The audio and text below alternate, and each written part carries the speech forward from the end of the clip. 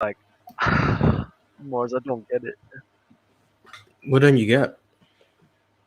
So like the way I thought about this is when you say, because this stemmed from the eye test one, right?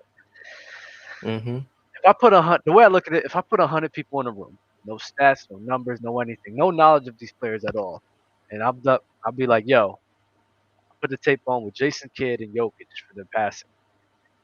I'm like, y'all tell me who the better passer is. I feel as if I put 100 people in that room and they have no knowledge of the two, a lot of people would say Jason Kidd. Damn near 70%. Now, after this video, I did the due diligence of watching Jason Kidd again to make sure I just wasn't tripping. Then comparing it to Jokic, and I'm just looking, I'm like, Mars, like, there's no way somebody's eye test can tell you that. Like, no way. Passing, strictly passing, right? Passing. Like, there's no way. I don't see it. Cause you know how I look at it, right? I know how you look at it though, so I understand. So you do see it.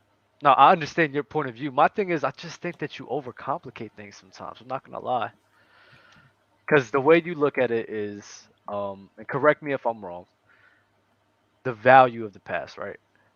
So a guy who's leading their guy, and you value guys getting layups and everything, right? Mm-hmm.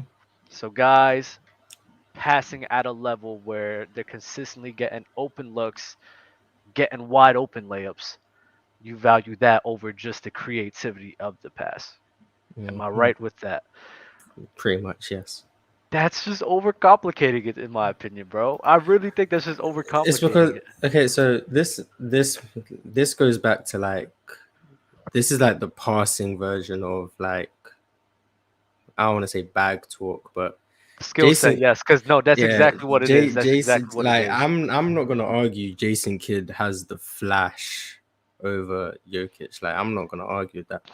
And that's why I disagree with Lowe when he talks about John Stockton. Oh, he's not making difficult, flashy passes. I don't care about that. So when Lowe says that stuff, you'll notice I just stay quiet because I don't care about how it looks or whatever. I just care about what what you are creating with those passes. So for me, Jason Kidd is a top 5 passer for me because of what he was able to get in transition. He was also able to find a bunch of layup passes himself because Jason Kidd was a great passer, top 5 passer of all time. But the thing with me with Jokic is he's an excellent Low said to stop lying on him. Lowe has said John Stockton wasn't making difficult passes, and Dell said in the last panel episode, anyone can go watch this. When we judge passes, we have to look at the flash and the creativity. And Lowe said, "I agree with that." He literally said, "I agree with that." He did. I actually made the clips for that Exactly. too as So well. Low. I'm not lying on you. If anyone lied, it was you about the LeBron finishing stats, but we can adjust that another day. When I'm judging passing, I'm saying it's not just about how it looks, about what is being created from those passes. So Jokic being able to spin out of the post and find someone cutting towards the rim for an easy dunk, to me, is a more valuable pass than a LeBron skip pass for a wide open three. It doesn't mean like for me that would make that pass a better pass, even if it's not as fancy or it doesn't look as good. And Jokic for me, the way he can create layups out of thin air makes him one of the 5 best passers I've ever seen. And I think Jason Kidd is also one of the 5 best passers I've ever seen. When we're picking these guys, it's splitting hairs for me. Jokic, LeBron, because for me, Magic and Nash are 1 and 2. And that my mind is never changing on that. Magic and Nash are 1 and 2. Mhm. 3, 4, and 5, LeBron, Jokic, and Kidd, all interchangeable for me. And if you want to use the longevity argument against Jokic and say Jokic hasn't done it long enough, I will agree with that too. I will go. If you want to say the greatest passer of all time, Jokic hasn't done it long enough, Kidd is over him. I agree. When I'm talking about these guys as passers, I'm talking about at their peak, what I've seen from Jokic is a top 5 passer at his peak. If he does it for longer, it will be more longevity. But right now, what I'm seeing, Jokic is one of the 5 best passers I've ever seen. And I have him slightly above of Jason Kidd when I said it was interchangeable. And But I have him slightly above. break it down for everybody, because I'm not gonna lie, I'm getting confused as well, mainly because. So what is it that you're looking at? I'm looking at what your pass. what you are creating with those passes. And then when I'm breaking down film of guys, I'm looking at how many times do you miss an opportunity to find a layup pass, or how many times do you miss an opportunity to find someone cut into the rim? How many times do you miss an opportunity to find someone wide open? Those things count against you the same way finding those wide open guys counts for you. So guys like Jokic, they barely miss any passes. So you're really splitting hairs with those guys. But that's why, like, this might be a straight at Rondo. But that's why guys like Rondo are a bit lower down on my list, because they weren't creating those high leverage opportunities as much as the other guys, same as John Stockton. So they're still elite passers. They're just like in the next tier down, in my opinion. But you're including their scoring, right? Their scoring gravity. That would be in playmaking, not passing. Passing, I try. Passing? See, the thing with offense, with defense as well, but with offense, a lot of these things are so like they intertwine a lot, and it's hard to detangle everything and get everything separated. Because a great part, if you get double teamed, it's more likely you're going to be able to find someone wide open because there's two guys on you. But you get double teamed because of your scoring gravity, so it's hard to completely detangle it. So I try to do it as much as possible, but scoring gravity will make those passing windows appear. Jason Kidd didn't have as much scoring gravity, so maybe you could say it was harder for him to find the passes. And Jokic has a lot of that scoring and gravity. And Jokic does have a lot of scoring gravity. So if you want to say Kidd was making those passes while not being double teamed like Jokic because he couldn't score as well, I can't fully argue with that. That's why I'm saying it's hard for me to detangle it. I try to do it as much as possible, but that's my main thing with passing in general, right? When I see a guy where consistently a lot of times it's essentially making something out of nothing, right? That's why I hold Rondo and Jason Kidd to a high level as well, because they don't have that scoring gravity, so they're working harder to find those passes rather than Jokic or LeBron James, for example. So, but despite that, they're still able to pass on those guys' level. On top of being on those guys' level, I think that in terms of the creativity of the two, Jason Kidd and Rondo, it's easy as hell to understand. Like, you could just watch the tape, like you wouldn't even argue against that. Like, creativity and the flashiness of Jason Kidd and Rondo, it's hands down they're better, right? Kidd more than Rondo, but I'm not gonna argue. Jason Kidd. We'll keep at Jason Kidd. Someone's saying Rondo. I'm basing this on highlights, and if you think I'm basing this on highlights, you're not. He's not basing this off of highlights from Mars, and this is why I say you kind of just overcomplicate it in a sense, because it's like, in me terms of passing, I don't think you just have to look that too deep into it. It's just because a lot of the passes Jokic can make, Jason Kidd can make. But so then there's a lot of passes. What do you think of Jason Williams? And I think he's a great passer too. I think he's one of the best passers too. Whereabouts? Like, obviously not top 5. Top 10. Top 10 easy. Above Jokic? I would favor him over Jokic, yes. I would. Yeah, we're not going to agree. I know we're not going to agree on that, but I would favor him over Jokic, mainly because it's like I could see he didn't have a lot of scoring ability, and he was still able to get passes off like that in the way he did. And I'm just looking at it like, this dude's really like that. Like, okay. Jason Williams, bro. Like, Jason Williams is a crazy passer, bro. Okay. Can I address Nick C in the chat, because I said it wasn't based on highlights, and then he said, "How, Mars? Most of Jokic's assists are DHOs." Dub, you understand that I'm not basing this off assists, right? I know exactly. Okay, I know Nick C, be quiet, please. Thank you. It's not based on assists. It's based on what he's creating with the passes. I agree. Most of his assists come from DHOs. That's why I haven't elevated Jokic ever since he started averaging 10 assists. I've been saying this since last year, the year before. Well, I wasn't on the show the year before. I've been saying it since last year. I've been believing it for a while now. So it's not just based on assist numbers. If it was based on assist numbers, my opinion of a few guys would be a lot better than it is. So be quiet, please. Yeah, bro. I'm just like, because a lot of people are talking about the Jason Willis thing. I'm just looking at the creativity of the two, right? The way I look at passing is, I see Jokic in his passes. I look at him like a lot of people can make those passes. Like, I'm talking about the great passes, right? Great passes. There's a lot of people besides the touch pass. I'll give him that. A lot of outlet passes too. But I've seen Jason Kidd, LeBron. Did I see Jason Williams? I seen a bit from Jason Williams as well. I think Jokic is amazing at that. But then I do think that Jason Kidd can do those passes, but then they could do more that Jokic just can't do. Okay, so what do you think? What do you think Jason Kidd could? Because this is about Jason Kidd. So what do you think Jason Kidd can do, passing wise? I think his fakes are way better than Jokic. Better, or Jokic can't do fakes? Jokic can do fakes, but it's not to the level of Jason Kidd. Like nowhere near the Oh, level. I think you could definitely argue Jason Kidd's manipulation is better than Jokic. I don't know how much I agree, but I wouldn't argue it because Jason Kidd And was then I crazy. think Jason Kidd can pass out the post as well, extremely well. Not like Jokic. Not like Jokic, of course. Okay, Not like okay. Jokic, of course. But I do think he can pass out the post extremely well. Yeah, he's one of Uh, the best post passing guards. Him, Mark Jackson, Magic Johnson are the three exactly. that I would say. Exactly. So it's like I'm like, all right, I know you could do this at a high level, and then you could do that at a high level where I don't think Jokic can replicate. I'm like, I just can't put you on that level, bro. That's all. But the touch passes though, like that's the thing about Jokic, right? I think he's amazing. Like his touch passes, I don't know how he does it so consistently. Is crazy. Like he Reminds me just of does Larry it. Bird. Yeah, he just does it so phenomenal. It's like it's so easy for him. He scans the floor really well. He's able to recognize. Also, is the offense too. He's able to recognize the off ball movement that his players is doing to just hit them right on the money. The way he scans the floor off of the post, it's and the way he passes off out of double teams is like I got to give that to him. Like he is amazing in that. But to each his own, bro. We about to get some people in here, bro. You ready, Morris? Sure. Let's get right. Hey, fellas, how y'all doing today? Was good. Good, man. We're good. I Gentlemen, know Doug, you're going what's crazy about the going weather on, right man? now in Jersey. What's You the said what? weather right now? Like 2 days ago, it was like 65 degrees. Today, it's like today is like just it's been raining all day. It has Oh been yeah, raining yeah. all day in Brooklyn. I ain't gonna lie to you.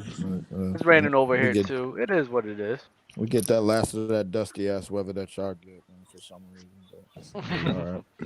For sure. Leaf still in that same chair. Hold on, let me read the super chat. Does size play a role? With Jokic being 6'11", he can see over defenses and make easier reads and passes versus Rondo and Kidd, where they are under 6'5", so it's more difficult to make those same reads. Yes, size gives I, Jokic an yeah, advantage. Yes. I would Same reason LeBron okay. has an advantage. Magic Johnson, Larry Bird. Yes, size I would makes it agree. easier. I would agree with that. Yep. Not to cut you off, Mars, but I would definitely agree with that. It's one of the reasons why I always keep bringing up the height of some other passive that y'all don't necessarily have on the list. But I'm not going to get into that right now. But to touch on the Jason Kidd and Jokic part of it, I think most of what y'all said was accurate. As far as like Jason Kidd, definitely manipulating a lot more. Definitely, and especially when he was in Phoenix. I don't know if y'all know about his Phoenix years, bro. Like I think he was more of an attacker, more of an open court and more of a scorer because the offense was a lot more open than he was in Phoenix. Because they had multiple like guard play. I think that was like the last year running a Steve Nash before he went to Dallas, and they still had Kevin Johnson. I want to say, and I might be wrong about that, but They did. they They had did. more. They had more of an open space I of think. guards and playmakers and everything. Yeah, Hey, yeah. hey, So Drink More Water had a follow up question. He says, then isn't it more impressive for Rondo and Kidd? Then I think it is more impressive in my opinion, but it's almost like defense, right? A lot of the times a defender could be better mainly because of his athleticism. I can't take that away from him, right? Like Stephen Mm-hmm. Curry, he could be a way better defender if he was like Kevin Durant's height or Kawhi Leonard's build, but he just doesn't have that, so I say it's the opposite, Dub. I I can't say it's the include that. opposite. What you mean it's you said opposite? the opposite. What you mean? Like it's almost expected for the point guard to make those passes and make those flashy plays because of size, how fast they are, and like just ability to like just go through in and out of defenders and all that stuff. Jokic at his size and at his like athleticism, he like we can all agree that he's not the most athletic person in the world. However, Right. when he does receive those passes and those touch passes, it is unheard of for him to be that accurate and that quick of a reflex to just find the man at the exact pocket of a cutter or the exact pocket of just a wide open corner three. Hmm. I So agree I think with you. it's more. I think on the level of expectation, it is more impressive that Jokic is doing what he's doing versus Kidd and Rondo, where traditionally the point guard is the playmaker, it's the facilitator. So like for a point guard to make a flashy pass, yes, that is impressive and all that stuff. But for me, my standard for Jokic is higher. I Because agree he's with you bigger. on. I agree with you on that. But what I would say to like to kind of question that would you say the defense that's presented against Jokic at the center position? Would you say the defense that's presented at J Kidd or Rondo at their positions? Well, not so much as Rondo and J Kidd in their prime, but I say somebody like that's more of like a triple threat type of player, but is a great passer too. Let's say somebody like maybe like Steve Nash or somebody. No, I can't use Steve Nash because he's in the pick and roll a lot. I'm trying to think. I'm Triple trying to threat? think of a. No, I'm I trying. don't I'm even trying to think understand of what a. you're asking right now. No, I'm trying. I'm trying to think of. I'm trying to think of a What you say, player. Bars? I don't even know what he's asking. I'm I don't. I'm No, no, so no. My lost bad. too. My I'm bad, not gonna boss. My lie. I I'm bad. think not he's gonna trying to lie, counter bro. argue what I would say my take on Yeah, Jokic. no, Like, because I'm gonna- I'm trying to think of somebody that has more defense on them as that's also a great passer, like somebody that could pass out a more like high octane Draymond. defense. Um, nah, I'm not thinking Well, of you think are Draymond. you thinking of like a small guard who I'm gets a thinking lot of of a small defensive guard. attention? Yeah, gets a lot of defensive attention, like guard, like somewhere near the 3-point line, and like, you know what I'm saying? Would you Maybe say I'm Chris wording Paul? it wrong. Would you say Chris Paul? Yeah, I Chris say Paul. Chris Paul. Yeah, I say Chris I Paul. Like, I think what's your name, Justin? Yeah. The reason I disagree with you with I think it's more impressive for a small guard to be able to make those passes because like we said, Jokic can see over defenses. The thing with me is I don't judge you on what's more impressive. I don't care. It's about what's more valuable to me. Yeah. So for I think example, they- I think I'm gonna go back to Allen Iverson, and I'm not trying to send shots at Allen Iverson.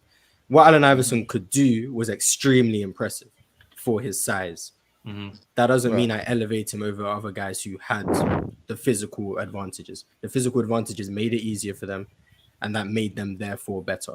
Jokic has the physical advantages because he's bigger. He can see over the defense, and that in turn makes him a better passer because of it. I think another thing that makes him a better passer is a thing that makes passes great is when you're able to find those layups, which means you need to get the big out the paint. Jokic being a big himself gets the big out the paint just by existing because the big has to be out on him. So he's passing into an open paint because the big is already out of it. Whereas guys like Steve Right. Nash, they'd have to probe around the paint to drag the big out themselves. So that makes it harder for them. But once again, I'm not gonna say Jokic is worse because he has it easier. He's using the advantages he has, and he's creating the better opportunities because of it, which in my opinion makes him better. So, Would you so, say oh, that? so, So like, Mars, A what lot. are you saying, right? Go ahead, Justin. Go ahead, Justin. That was yours.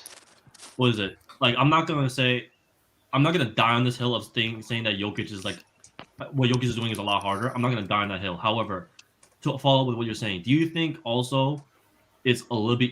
Would you have a better like a lower standard for guards to make like the more impressive pass because since the start of the NBA, point guards are the passers. They are known as the passers. So defenses have been made to stop those passes, right? However, Jokic being, we could say him being like one of the only few bigs, one of the only few centers that is a playmaker. The offense runs through him. Like the start of the offense comes through him. He ends the offense as well.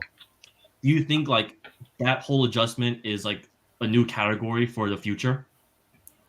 I think It's hard for bigs to adjust to that because they've never seen that like on film before. That's not true.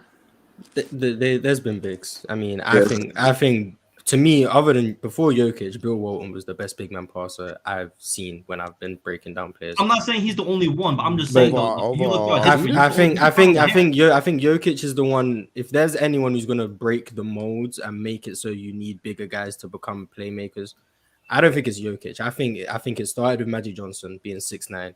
I think then Larry Bird also being 6'10". Then you got guys like Penny. So the big guards to me, I don't think you're gonna see bigs like Jokic. I don't think that's gonna happen. But I think size has become more important as time has gone on. I think you're gonna see more 6'7" plus guys being the main facilitators on teams, not 6'11", 7-foot bigs. I think we are already seeing Transparent. big guys like Jokic, like Sangoon and Sabonis, bro. They pretty good passers. And also, It was always. They are. My I bad. think It's the European bigs, to be honest. Tuset, I'm gonna let you. It's the Tuset, European I'm era. gonna let you tap in right The after. foreign But I gotta players. say this. I think a lot. There's always like even in the 2000s, like KG was a good passer. Chris Fantastic Webber was a passer. good passer. Duncan, Tim Duncan developed into a better passer. Really wasn't Chris getting. he was decent. Chris Webber, Yeah, he Vlade, de- like, Yeah, so Arvidas. those guys at that time were really good passers. The difference is now a lot of big men in today's league has more space to operate in to have an effect. You know, back then the spacing was very crowded, and those guys could get passes off, but not to this level because it just wasn't as much space of room to operate. Two set, go ahead, bro. Two set. Oh, I was just saying, like, we've definitely seen the passing bigs before. You know what I'm saying? I don't think that was a good take to have. You know what I'm saying? Raleigh Divac, he was a good passing big. Like I said, like Kamara said, Bill Walton, he was a great passing big. You know what I'm saying? This is not something new that we haven't seen. It's just like I'm not saying it's something you haven't seen. However, I am saying you can count more point guards that are great passers than you can count bigs. I mean, of So, course, you that's that, true. but then you know also what I'm have look saying? at the efficiency of what Jokic is doing. He can pass on all levels, meaning he can pass from the perimeter, he can pass from the post, he can pass from the full court. So it's also. But, you know what I'm saying, in comparison to Jason Kidd, a guard like Jason Kidd, you know what I'm saying, Jason Kidd was a nitty-gritty guard. He did everything.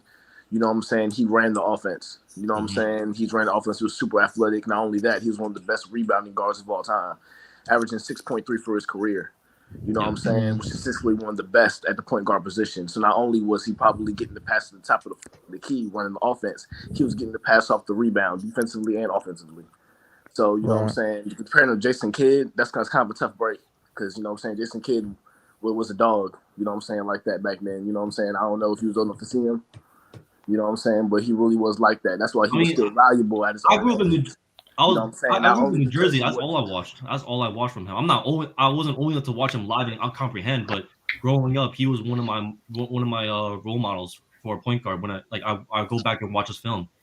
For sure, then you should know. You know what I'm saying. Not only I totally agree. He played with great defense, and he was taking the ball off. You know what I'm saying? Like he was doing what Westbrook things low key before Westbrook. You know what I'm saying? He just wasn't doing it at the high level because he wasn't as athletic as Westbrook, obviously. 100%. You know what I'm saying? But as far as skill wise, yeah, he was doing that. Do you guys put passing? Compare him to Jokic? To compare Jokic as a passer to Jason Kidd, that's kind of hard. You know what I'm saying? Because Jason Kidd is such a peculiar player, you know what I'm saying, the way that he plays and also what value that he brings. That's why he was so valuable at an old age. Again. Do you guys put passing and facilitating in the same category or like in similar realms or no? Passing to me is just the flashiness and the flair of it, bro. That's it. Facilitating and being a point guard and shit, that's a whole different thing. Because I don't put facilitating. I think playmaking and stuff like that is a whole not to cut you off, but I think playmaking and initiated offense is a totally different thing. But passing to me is moving the ball, it's getting the ball from one person and getting it to the next person, basically. But so then what do you want to add flashiness to that? Then, okay, so then to follow up with that, I do want to ask you guys like on your opinions. What do you think Draymond is then? Is he a good passer or is he a good facilitator? He's not either. I don't think he's either, bro. He can be so tight. He would have never. I think Draymond's a great passer. I also his numbers don't prove the I think hockey he's a assists pretty that he good has. passer. Like if you count hockey assists, like he can get double digits in hockey assists. Draymond I think he's a pretty good passer. That's all. Yeah, Draymond's a good. I think Draymond's a good facilitator, good passer. What I think he at times he runs that offense, does he not, in Golden State, especially during those dynasty years? Listen, Draymond I mean, Draymond's not moving. I think as long as they're in the sets, I think he's a very great. Is it crazy to say that Draymond started the offense? All right, so this is the thing with Draymond. I think Draymond is a good passer, but I don't consider him a facilitator of a sense because it's like he's working within like the offense. Like that's the offense. What's the creating difference between a passer and a facilitator for you then, though? A facilitator is a guy who's like I think of it like a Chris Paul and a Jason Kidd, where you use your IQ, you're recognizing how the defense is playing it, and you're like a floor general as well. But you'll be able to analyze that. Draymond then? Because Draymond, it's a system. It's an organic system where there's a lot of moving parts rather than the main ball handler and him creating off of that. You feel what I mean? I got you. I see what you're saying. So when you just said it's a flowing system, right? It's organic. Mm-hmm. Wouldn't that put Draymond at a higher standard because running a set play means you are mandatory to move in order for you to get the next man open, right? However, with Draymond, if it's a flowing system, it means they are moving at their own free will, meaning everyone's running because they want to get that next guy open, not because they have to, but because they want to get that next guy open to make the easiest bucket. Wouldn't that make Draymond at a higher standard because he is commanding that offense? Of a facilitator? Yeah, because you mentioned how Draymond, and I quote, you literally just said it, like Draymond is in a system where it's organic, it's free flowing. Mm-hmm. So if it's not stagnant and it's free flowing, doesn't that make him a better person as he is? No, because that's Draymond benefiting from the system that's in play, you know. So I think it's important for Draymond. I think Draymond Green is a good passer. I do want to say that, but in terms of like Jason Kidd and Chris Paul, Oh no, we're not saying he's on that tier. no, he's not on that tier. I'm not saying, yeah, I wasn't I'm saying comparing that. it to a lot of guys like you being the primary guy of making things happen, apart from Draymond Green just benefiting from that system, and Stephen Curry and Klay Thompson, and just benefiting on the way that they can move off ball, the way that Steph can move off ball, and Klay Thompson, and the system that Steve Kerr put into play to allow that to happen. That's Draymond Green. That's not me looking at him as like a facilitator or this great. Not he's a good facilitator, but this great facilitator or great PG that people like to say. That's just him, you know, benefiting from the scoring gravity of Steph, Clay, and the system that Kerr took in play. So if it's system, then would you say that what Jokic is in right now is a system, or I would you think say so. that if I Jokic think is on so. a different team, he'd still be who he is? I don't know if he. I think Jokic will still be a great passer no matter what, but I do think he benefits from the system as well. So Because then they have an off-ball you system criticize as well, Jokic the which same way you criticize Draymond? I don't hold him to the level, no, because I think Jokic is that much better of a passer than Draymond Green. So Jokic, the thing with Jokic is that the way Low and Mars pulls him onto this level, I never could put him on that level. But I would never say that that he's not like the greatest passing big man of all time. I would What happened, say, Mars? Hold on. Mars had his hand raised. Yeah, what happened? Okay, so you say Draymond's benefiting from the system and Jokic is partially benefiting from the system. I'm not arguing that. So do you think players are made to fit into systems, or coaches build systems around the players they have? I think it's a bit of both. Because I believe Mike Malone implemented that system because he knew the quality Jokic had as a passer. So that's most optimized with cutters around him, movement, and everyone playing off of Jokic's ability to pass. I also think Steve Kerr, especially 2016, noticed what he had in Draymond as a passer and how that could unlock Steph Curry's off-ball game. So he put Draymond Green in the most optimal positions to unlock his passing more than I think the system was just made and Draymond just fit perfectly. So I think it's more of a testament to the player than the coach. I think it could be a good blend of both, and this is why I say I don't think that Draymond is like a bad facilitator, but I wouldn't. The thing I heard was great facilitator, right? I don't think he's great. I think he's good. I think he's good in my opinion. It's nothing crazy to me. You feel me? Like he has a good passing and facilitating ability, but I can't put him on like a S tier or A tier or something like that. I just don't view him in that category at all. I do. I put him at that A tier because of just it's like it comes down to the player as well, personality wise. Draymond is when like I'm pretty sure like during 2016, like Mars said, like when Kerr acknowledges the fact that Draymond can be put at a higher level of use because of helping Steph and Clay. I think him as a player of acknowledging I'm not gonna get those numbers, but I'm gonna get those hockey assists to just get the win. Just his end goal is winning. He doesn't care about anything else. 100%. So I put them at the higher standard of acknowledging the sacrifice that he has to make. So like he understands like he's not gonna get those 12 assists that he should be getting. Instead, he acknowledges the fact that I might only get 6, but those hockey assists I do gets us the win no matter what. But you see, that's the thing. I don't think he's capable of getting 12 assists though, like at all. I don't think he's capable of doing that. I think, especially on him on a different team, he's not going to be capable of doing that because of him benefiting off of the system and the scoring gravity of Steph and Clay. He just wouldn't be able to do that. He wouldn't be in a position like that. If you switched him out with a team such as, let's say you put him on the Heat right now. Let's say you put him on the Heat right now that are in need of a facilitator as well because Kyle Lowry's not doing it for them. It's so bad. That would be so bad. Spacing would be terrible. He needs spacing. He needs spacing to operate. And if he doesn't provide that, the passing is useless. Okay, that might be that bad, but spacing wise, So if we putting him on the Heat, or is that we taking Bam out of there? That's what we're doing. No, you No, wouldn't that take would still out be Bam, bad. no. That still would That be would- bad. that would be I don't worse. think you That'd guys be know worse. how difficult it is to get 12 assists a game. What's Like, up? 12 in assists, today's NBA. you'd have to dominate the ball a hell of a lot to get 12 No, assists. you do. No today's matter where you NBA? put Draymond, that's not happening. Yeah, 12 assists is a crazy amount of assists. It's hard. Like, so if you put Draymond on Portland, he's probably doing the same or a little bit less. Yeah, he'd probably get the All same right. amount of assists. But So Yo, wait, that's- Mars. If I'm it's tired of seeing stuff. so wait, Mars. If it's difficult to get 12 assists, how come y'all always knocking John Stockton? I don't knock Johnson. I just don't care about how many assists you get. It doesn't mean I'm not saying it's not hard to get. I think it's great that you can get 14 assists. It just doesn't make you a better playmaker than someone who gets 8 assists. It just doesn't, to me.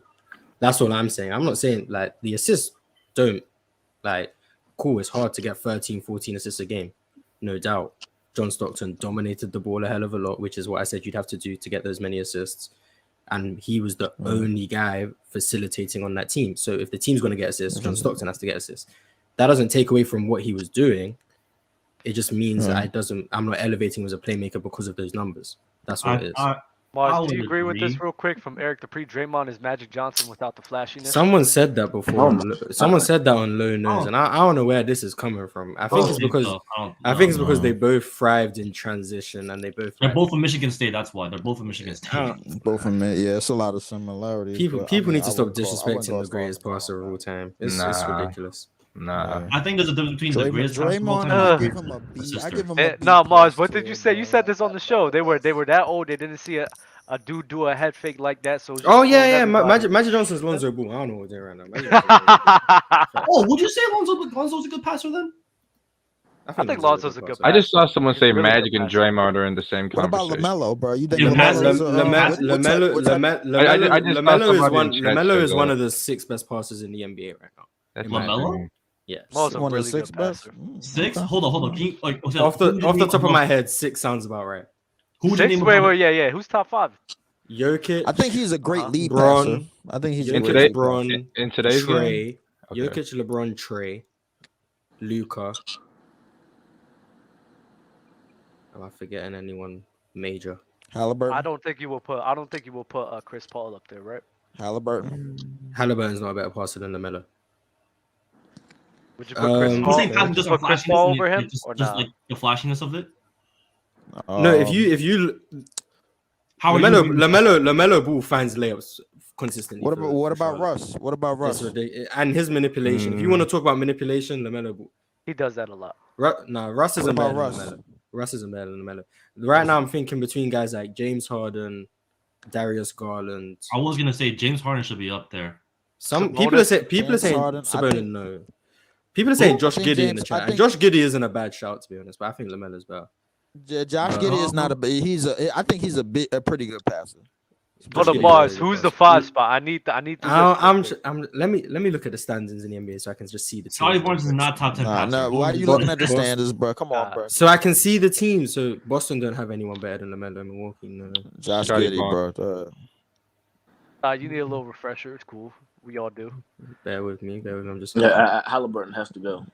I don't think Scotty. LaMelo might be 5th. LaMelo might be I the saw 5th that best in passer in chat. the NBA, in my opinion. LaMelo You might think be so? 5th. You can't think of nobody better than LaMelo right now. He's over Chris Paul. Jokic, LeBron at this point, yeah. Jokic, Jokic, LeBron, Luka, Trey are the 4, and that 5th spot can be LaMelo, Darius Garland, James Harden. I think James Over Harden's a De'Aaron little bit Fox? conservative. Over De'Aaron He's Fox? he's a better passer than Fox. Yeah, I don't think he's a better player than him. I think James Harden is a little bit more conservative. But I mean, to each his own. Yeah, go ahead. Yeah, I do think James Harden is a bit. Well, yeah, those are the only names I can think of right now. So I'd say LaMelo's the 5th best passer in the NBA. What I don't think about Harden. Sengun? Somebody What said about Harden's a Sengun or way better Sabonis? passer. That's not true. What about Sengun or Sabonis? Sengun, no, because Sengun still. Oh my God, Sengun. See, the issue with me was Sengun can make some great passes. I just throwing names out there. I thought you were actually Sengun like believing that. Sengun can make some great passes, but he's just not there yet. What about you guys- Sabonis? No. No, not in this round, but Sabonis is like the 3rd best passing big in the league, in my opinion. 100%. The Do you best guys passer, look big. at Who's 2? Giannis.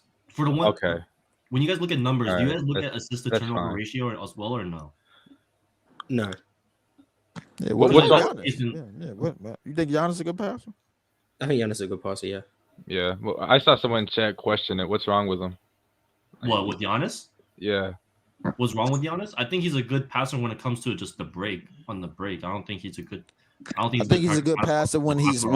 when he's driving and kicking, bro. Like drive and kick, getting to the lane or kick out or making an extra pass out of the pick and roll or like when he's. I don't know because sometimes when I watch the games, when I do watch the games and everything, like there are so many times where I see him just head down and he just tries kicking it out because he gets triple teamed, and it just ends up like just being a bad possession. It ends up going to being a bad possession. So I knocked him that for a little bit, just for like him just trying to bulldoze and then resorting to passing out versus him driving in and trying to create that. I feel you. I mean, hey, I'm gonna get a string of new guests up here, but I appreciate you guys for taking your time up here, man. Yeah, I'm enjoying getting talking about passing. I'm enjoying talking about passing. This is fun. Yeah. Nah, it was dope. Y'all, peace out. I'm enjoying it, bro, because y'all disrespectful with a lot. I'm gonna still stay tuned in though. I'm about to say comparing Jokic to J Kidd right now is nasty. Nasty. Mars, don't hawk up on nobody, bro. Please take it easy. Disgusting. It's not. It's cool. Y'all be easy, man. Fire. Let's get some more people up here. Show some love. 1, 2. We got Baller. Yo, Andreas, you got a camera or no? I'll try and see if it's working. That's the only issue. Nah, you good. Don't Is worry it working? about it, man. You're fine. Unless you're really dark, no. No. Don't worry about it. Hey, Mars, what you mean by that, bro? I mean, unless he's really dark, his camera was on. I'm messing with you. Yeah, he over there. You in your room right now? Oh, me? Yeah. Oh. No, I'm right next to the router, so I'm just trying to get the Wi-Fi basically. Got you. Nah, don't worry about it, bro. You straight. But yeah, what you guys got to say, bro? We got Legend of Losing in the building. What's good with you? Damn. Hey, yo. Wow. LOL. Wow, man. First of all, I love the respect that we're putting on Jokic, man. I don't like. I'm not gonna It's lie. just honesty, to be honest. You know what? The issue I have, like when people have these conversations, it's like two extremes, right? It's like you have one extreme where I think you guys be extreme with it a little bit, but then other people who just try to shit on Jokic, I'm like, that's just OD. Like you can't. The dude, he's doing something that we've never seen before. Like people need to acknowledge that. Like that's crazy. Yeah, Dub Low. This is actually very interesting, right? Because I was speaking to loads of people I know, and there seems to be loads of discourse about whether Jokic would be the one person you want to build your team around, right? Mm-hmm.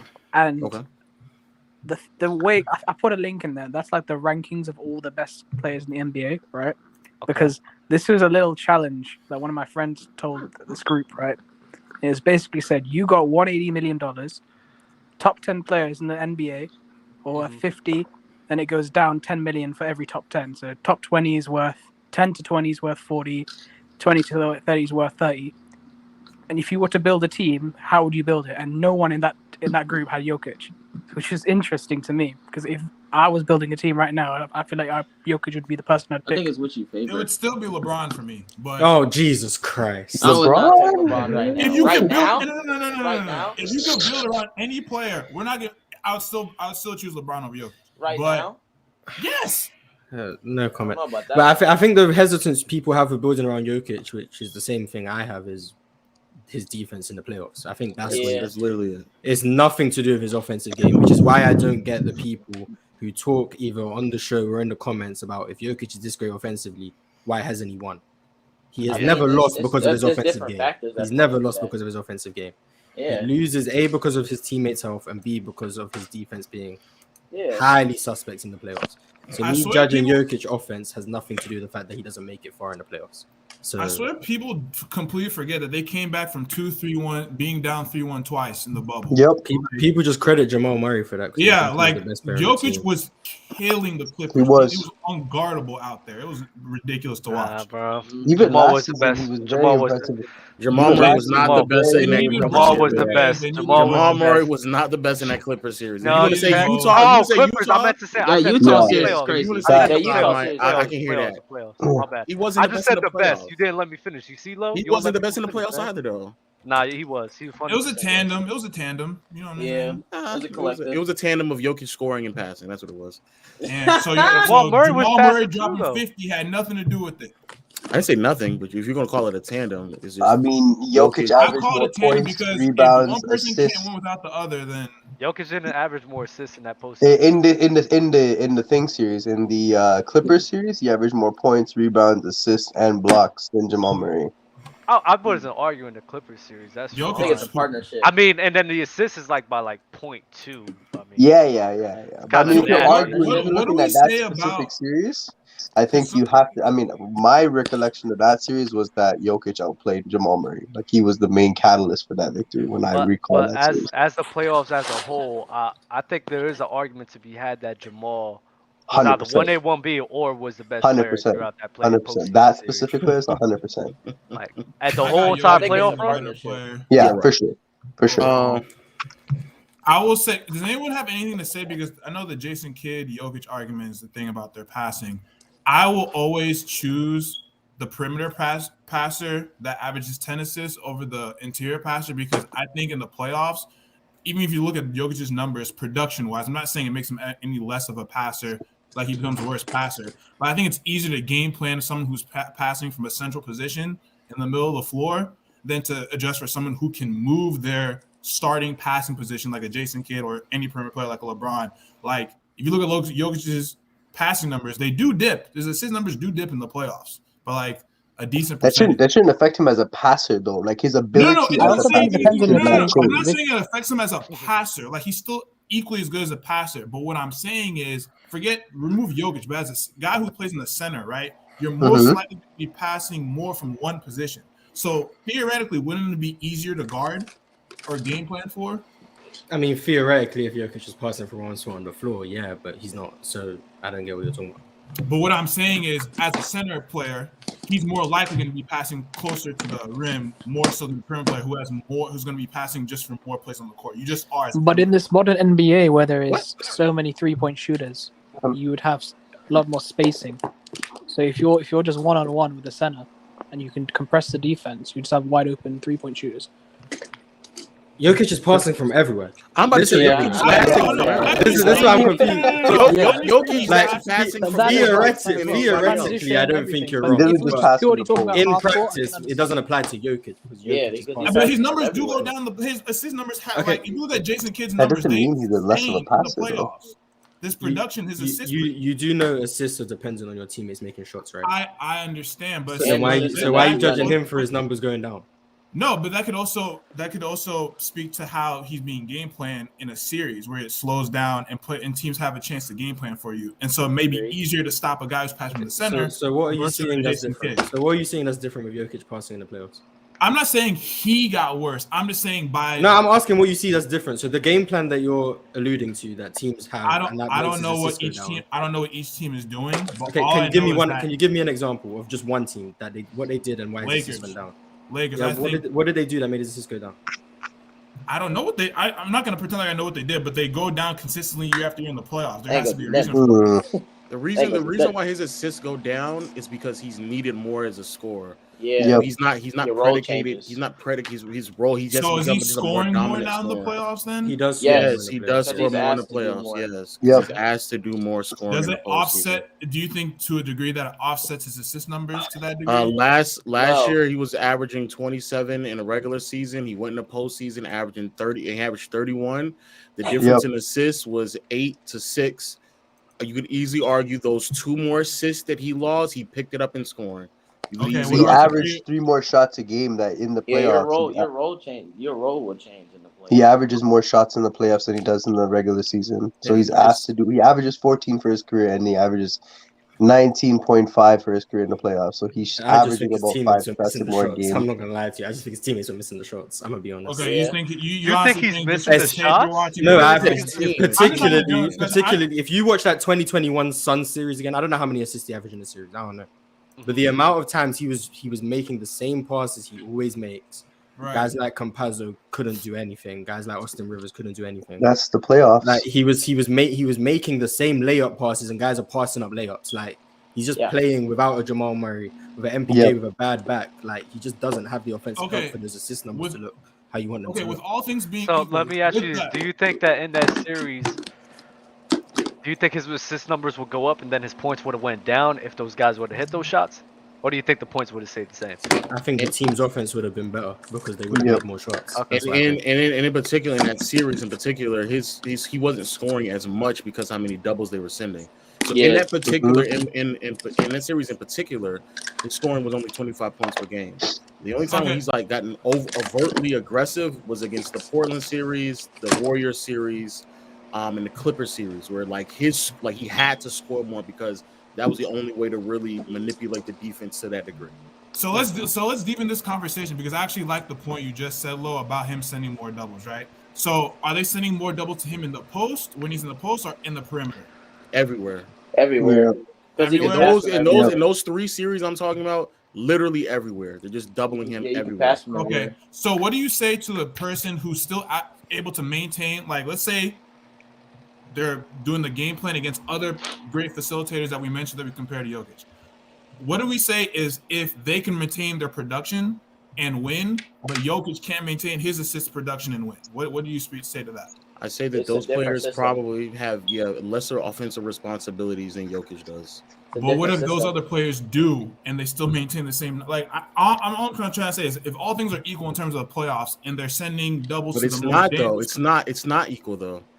Majority, whoever you're talking about, it's not equal though. So it's going to be very difficult to find the situation and the exact same style of player who's been given that role. Exactly.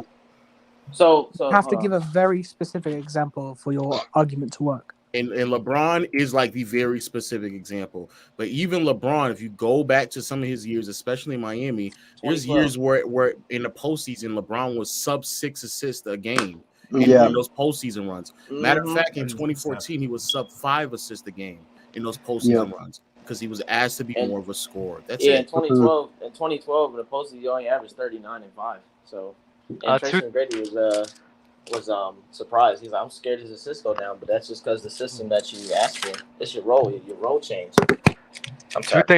No, you're good. Two things I gotta say. I want to remind everybody we are sponsored by Lucra. Use code Players Choice to get extra free $5. And whenever you do download the app, you get extra free $10 as well. So make sure you download the app. Wager with us, maybe some All-Star dunk contest. I mean about the All-Star game, the All-Star dunk contest, so you can win in points, rebounds, or assists. Let us know what you got, man.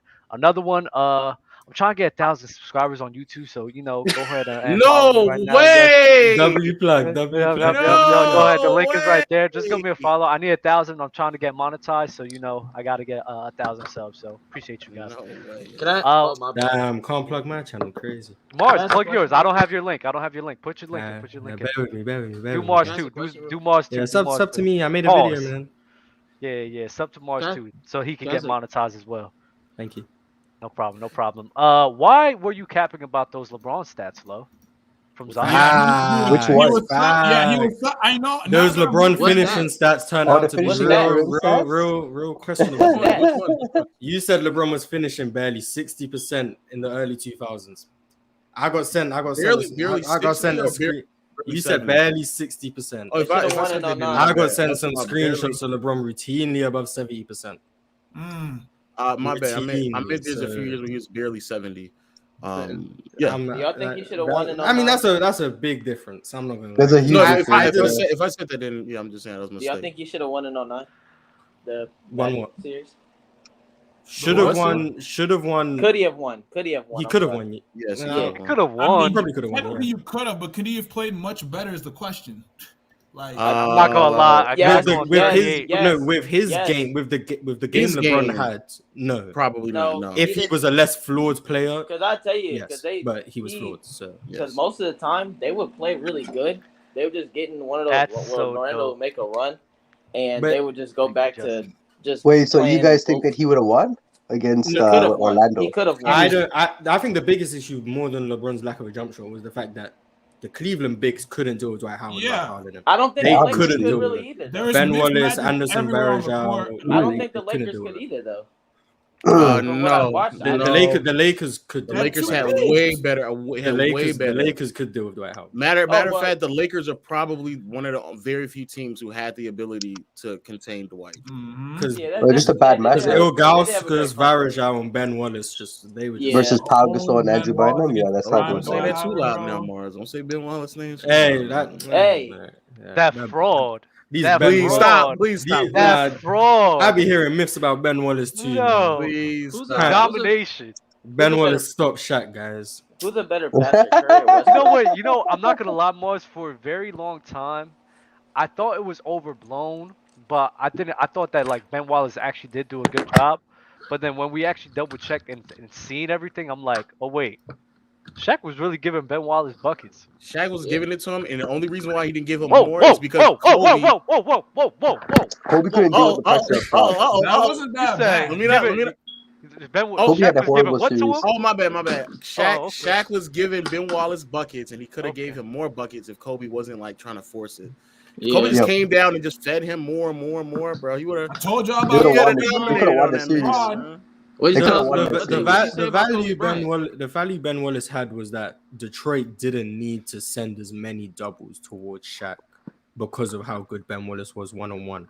He was still getting cooked one-on-one, but they didn't feel it was necessary to double Shaq, which is what slowed down the whole Lakers offense because they weren't getting those advantages. Hey, on a real though, Because Shaq routinely had his most efficient playoff series against the Detroit Pistons with Ben Wallace on the team.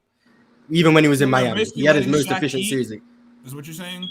I'm saying their faith in Ben Wallace being able to stop Shaq one-on-one made Shaq's playmaking lessons and slowed down his team's offenses. Yep. But Ben Wallace wasn't stopping Shaq. Right. That's what was happening. You think any player right now could stop Shaq? No. No. Nobody can stop a great player. No. There's nobody in the league that can stop him. I can't lie. I would love Yeah, to you see don't Shaq stop versus Giannis. No. Giannis is getting murdered. Oh my God! sure. Nah, Giannis, that's the same dude that Jokic was killing in the Olympics.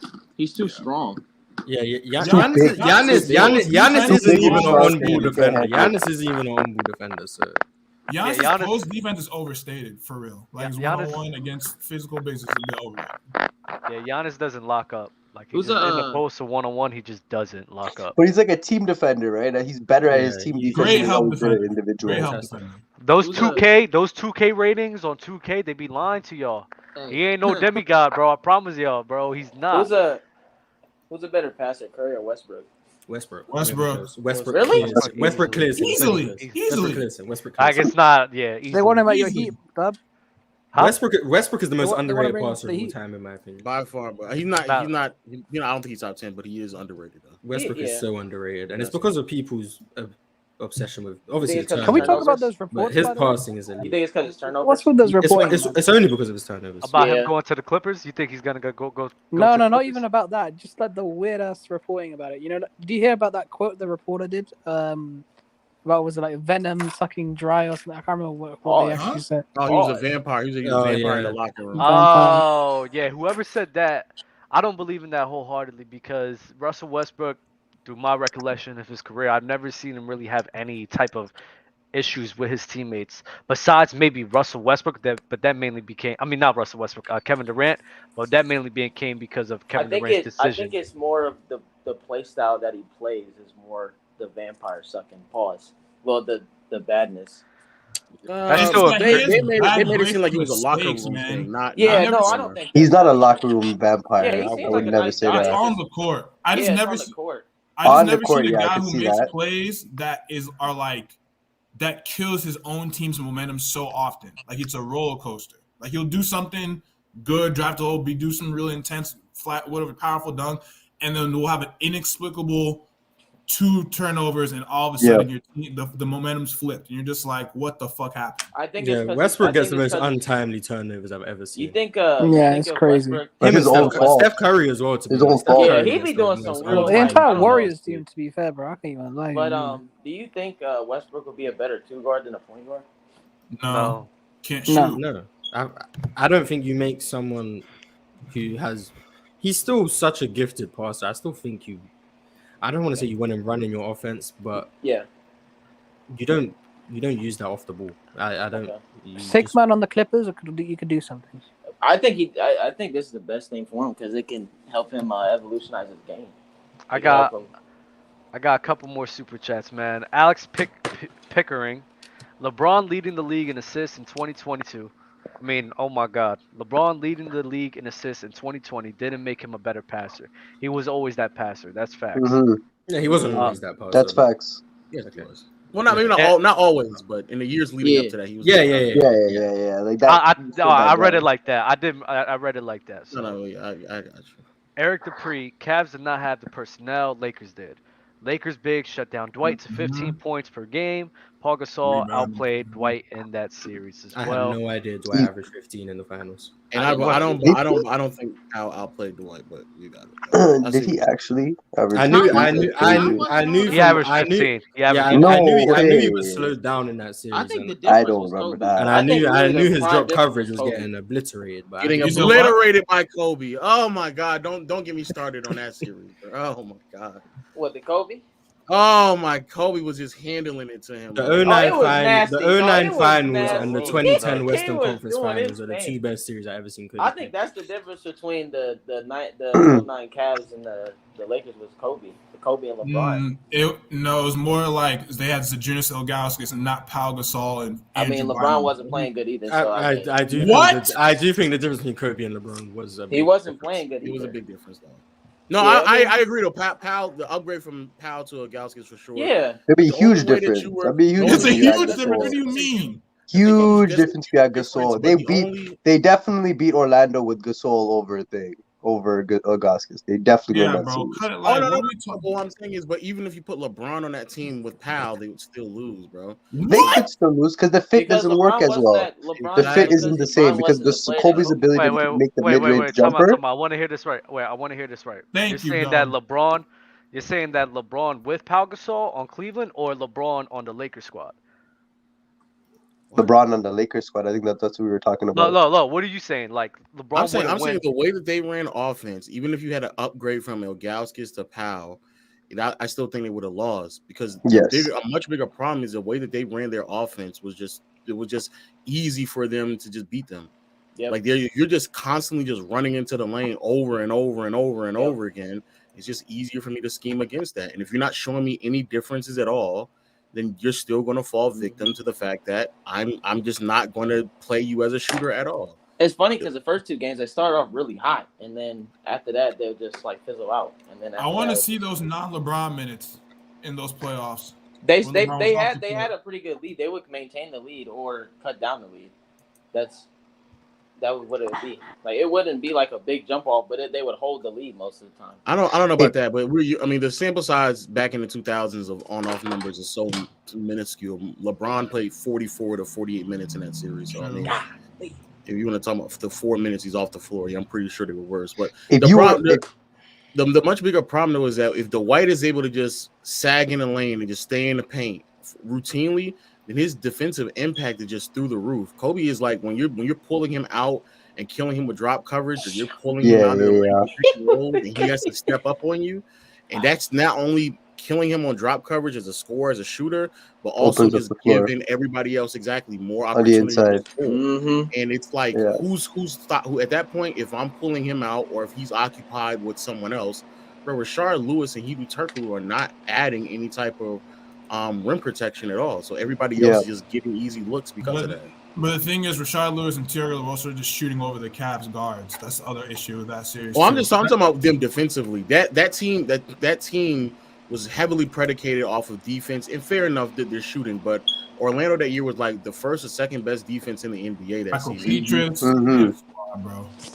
And to be fair to LeBron and them, they like the shooting variance in that series was ridiculous. They get hot. Like when they get hot, it's a wrap for real. Hito Turkoglu and Rashard Lewis cannot miss. I was getting good Yeah, contested every big shot. buckets. It was just like, all right, and they were getting it was nasty. Like the thing I hated about that thing team was that you'd see a situation where in the regular season in the 09, even 09, 08, when you'd watch the Cavaliers in the regular season, their guys would make big shots at timely possessions in the game. In those 08, 09, and 2010, they did not hit those same type of shots. Like I used to watch the Cavaliers games religiously, and if you watch, they were just a different team in the regular season. They would always, and that's partially to do to LeBron as well, but it definitely goes to his teammates for not picking up the slack when they were wide open for. Same thing with the Jokic situation. I think a similar situation where their guys just didn't play as well in the playoffs. It's more about the system that's being ran in the playoffs versus in the regular season. Because in the regular season, you can't really game plan for them, but in the playoffs, you can really take away that. And then when you hit them, you don't got no plan A or B, or you don't got no B or C. That's really the main difference. But Mo was terrible in that. Mo was garbage. But that's what got you to 66 wins, multiple 66 wins. You know what I'm saying? LeBron's the main reason y'all got 66 wins. Let's cut it out. This notion that he's the main reason doesn't mean he's the only reason. No, that he's not the only reason. He's not the only reason. The main reason is LeBron. The only reason he's not the only reason. He's not the only reason. But if I were to break it up in a pie, he's 70% of the reason why they're 16 wins. That's not true. Okay. This is why I say LeBron fans be OD with stuff, percentage? because there's no way that you can sell to me that one player is 70% responsible for a team winning 66 games. So you're There's saying no way. If there's one player, it's him. No, stop. Man, that's great. If it's one player, yeah, this is. No, that's crazy. That's crazy. Okay, how many other players you put on that team? They win 60 games. That team was built around LeBron. It's only built for a player of LeBron's. If you build a team around Kobe Bryant with similar pieces of quality, but what Kobe needs, I think you could get a 60+ win team as well. I don't think that team was ideally built around LeBron. I don't know about that. That team was ideally built around LeBron. They are. You think any Cavs team before he went to Miami was built around was like yes, I think he was built around LeBron. I think what you mean is he didn't have superstars. Yes, I think what you mean is he didn't have superstars. It was built around LeBron for sure. Without a doubt, built around. When you add Mo Williams, Anderson, Delonte West.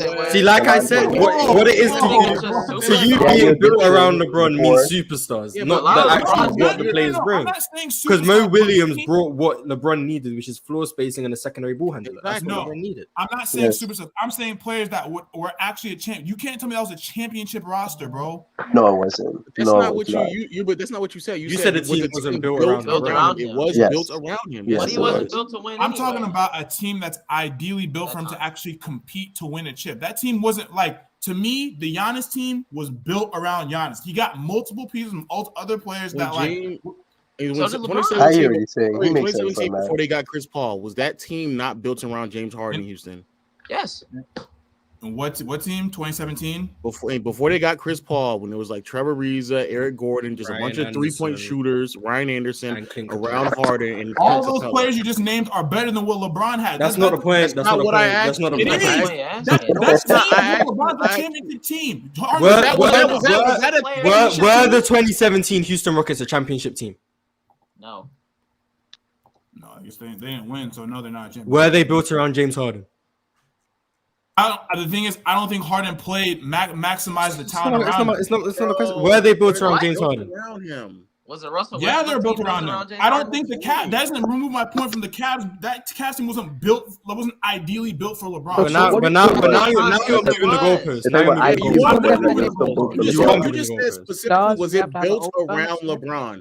When you add a bunch of shooters and a secondary ball handler, that is specifically built around LeBron. That is. So when you're saying built, do you mean profiles of players or names? Like what are we going? I'm talking about profiles. Profile and a certain level of ability. Doesn't really matter. Okay, sure. It was built around LeBron. It wasn't a good. To me, it was a poor job of building. Let me put it that way. You can say that, but it was still built around his ability. Well, teams are built around. Well, every team is built around someone. Then. Okay, that's what you. But that's your argument. I'm not arguing that. That's what you argue. He's arguing whether or not it's pieces built that well. they used to build around LeBron weren't great. Weren't good enough. Obviously, they was. They got to the conference. They were one of the highest volume 3-point shooting teams. They had a great around they choked LeBron in the James. If that's not built around LeBron James, I don't know what's built around LeBron James.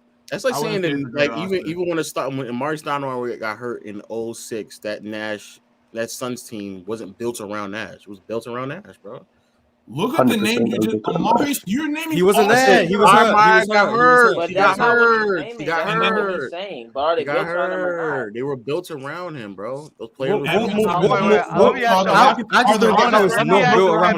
to ask you. The Rockets right now built around Jalen Green. Has the Portland Trailblazers built around Damian Lillard? Effectively, I don't think so. No, but have they built around him? They built around him. Yeah, they built around him. So that's the question that's asking. That's what they're saying. They were building around LeBron. It just wasn't as effective. But that is how I still think they built a good team. I still think they built. I do think they built. They didn't build a bad team. I don't think they built a bad team. I think from I'll say 09 mainly. 09, the last 2 years in Cleveland, they built a good team around LeBron. Yeah. If you want to say was it good enough to beat the Boston Celtics and win a championship? I don't think so. But they built a good team. Was it a good attempt? Yes, it was. It was. It wasn't horrible, but they could. I just don't like the idea that people act like LeBron just had trash teams around him the whole time. I just don't agree. I mean, here's the thing, right? Let's go to LA. Mo made a video on it. Before they because made they dropped the record, right? They went from 66 wins to 24. A lot of different things happen more than just LeBron leaving that led to them losing. But they just allude to that, right? They don't look at the whole situation. Varejao got hurt. Mike Brown was gone. They ended up trading their players mid-season. I think Mo Williams wasn't even there either. Anyway, I could be. Wait, which year? Which year? No, Mo Williams got traded that year. Yeah, he was traded. He was there for a little bit, but he wasn't there the whole time.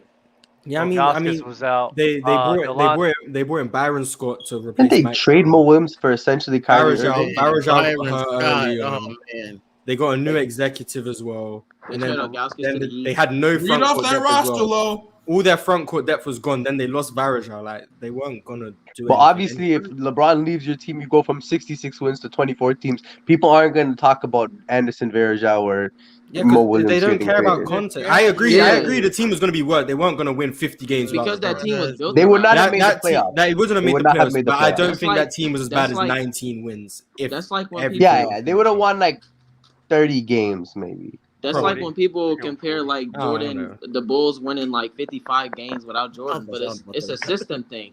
It's a system thing. Like the Cavs were built around. So the Bulls weren't built around Jordan then.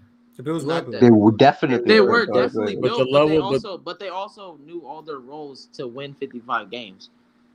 That's also the level of dependency on both sides of the floor wasn't as overt as it was for LeBron to just generate quality looks for everybody else. The level of shot creation. It's hard to play with a guy like LeBron, get the right players around LeBron too, right? Yeah, I think so. I love these talks, man. I love you're not gassing up Stockton, man. I love it, man. I got a couple more super chats, man, and then I gotta get other people up here. Jokic didn't deserve MVP over Luka last year.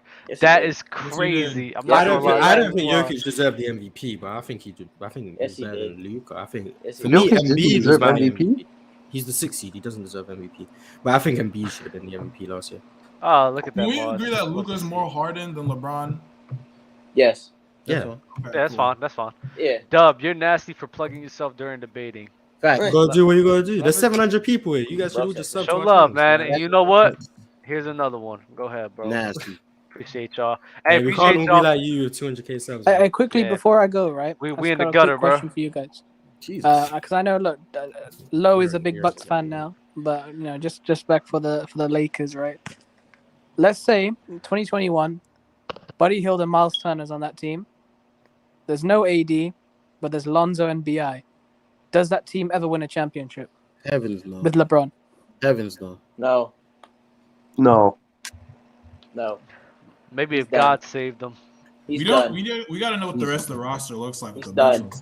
I mean, that's not a bad starting 5, but He ain't I want done. to bet He's on done. them No to win the chance. Because Rondo was crucial in that run too, shooting 50% from three. Like it was. Anthony Davis. Jokic that was would like- have a Anthony Davis championship was by playing at now. like an unbelievable If level. that was a team, Anthony Jokic Davis would be is having a unbelievable. championship. like 4 years ago. Jokic be lifting the Larry O'Brien right now. If that was a champion, Chill, nah.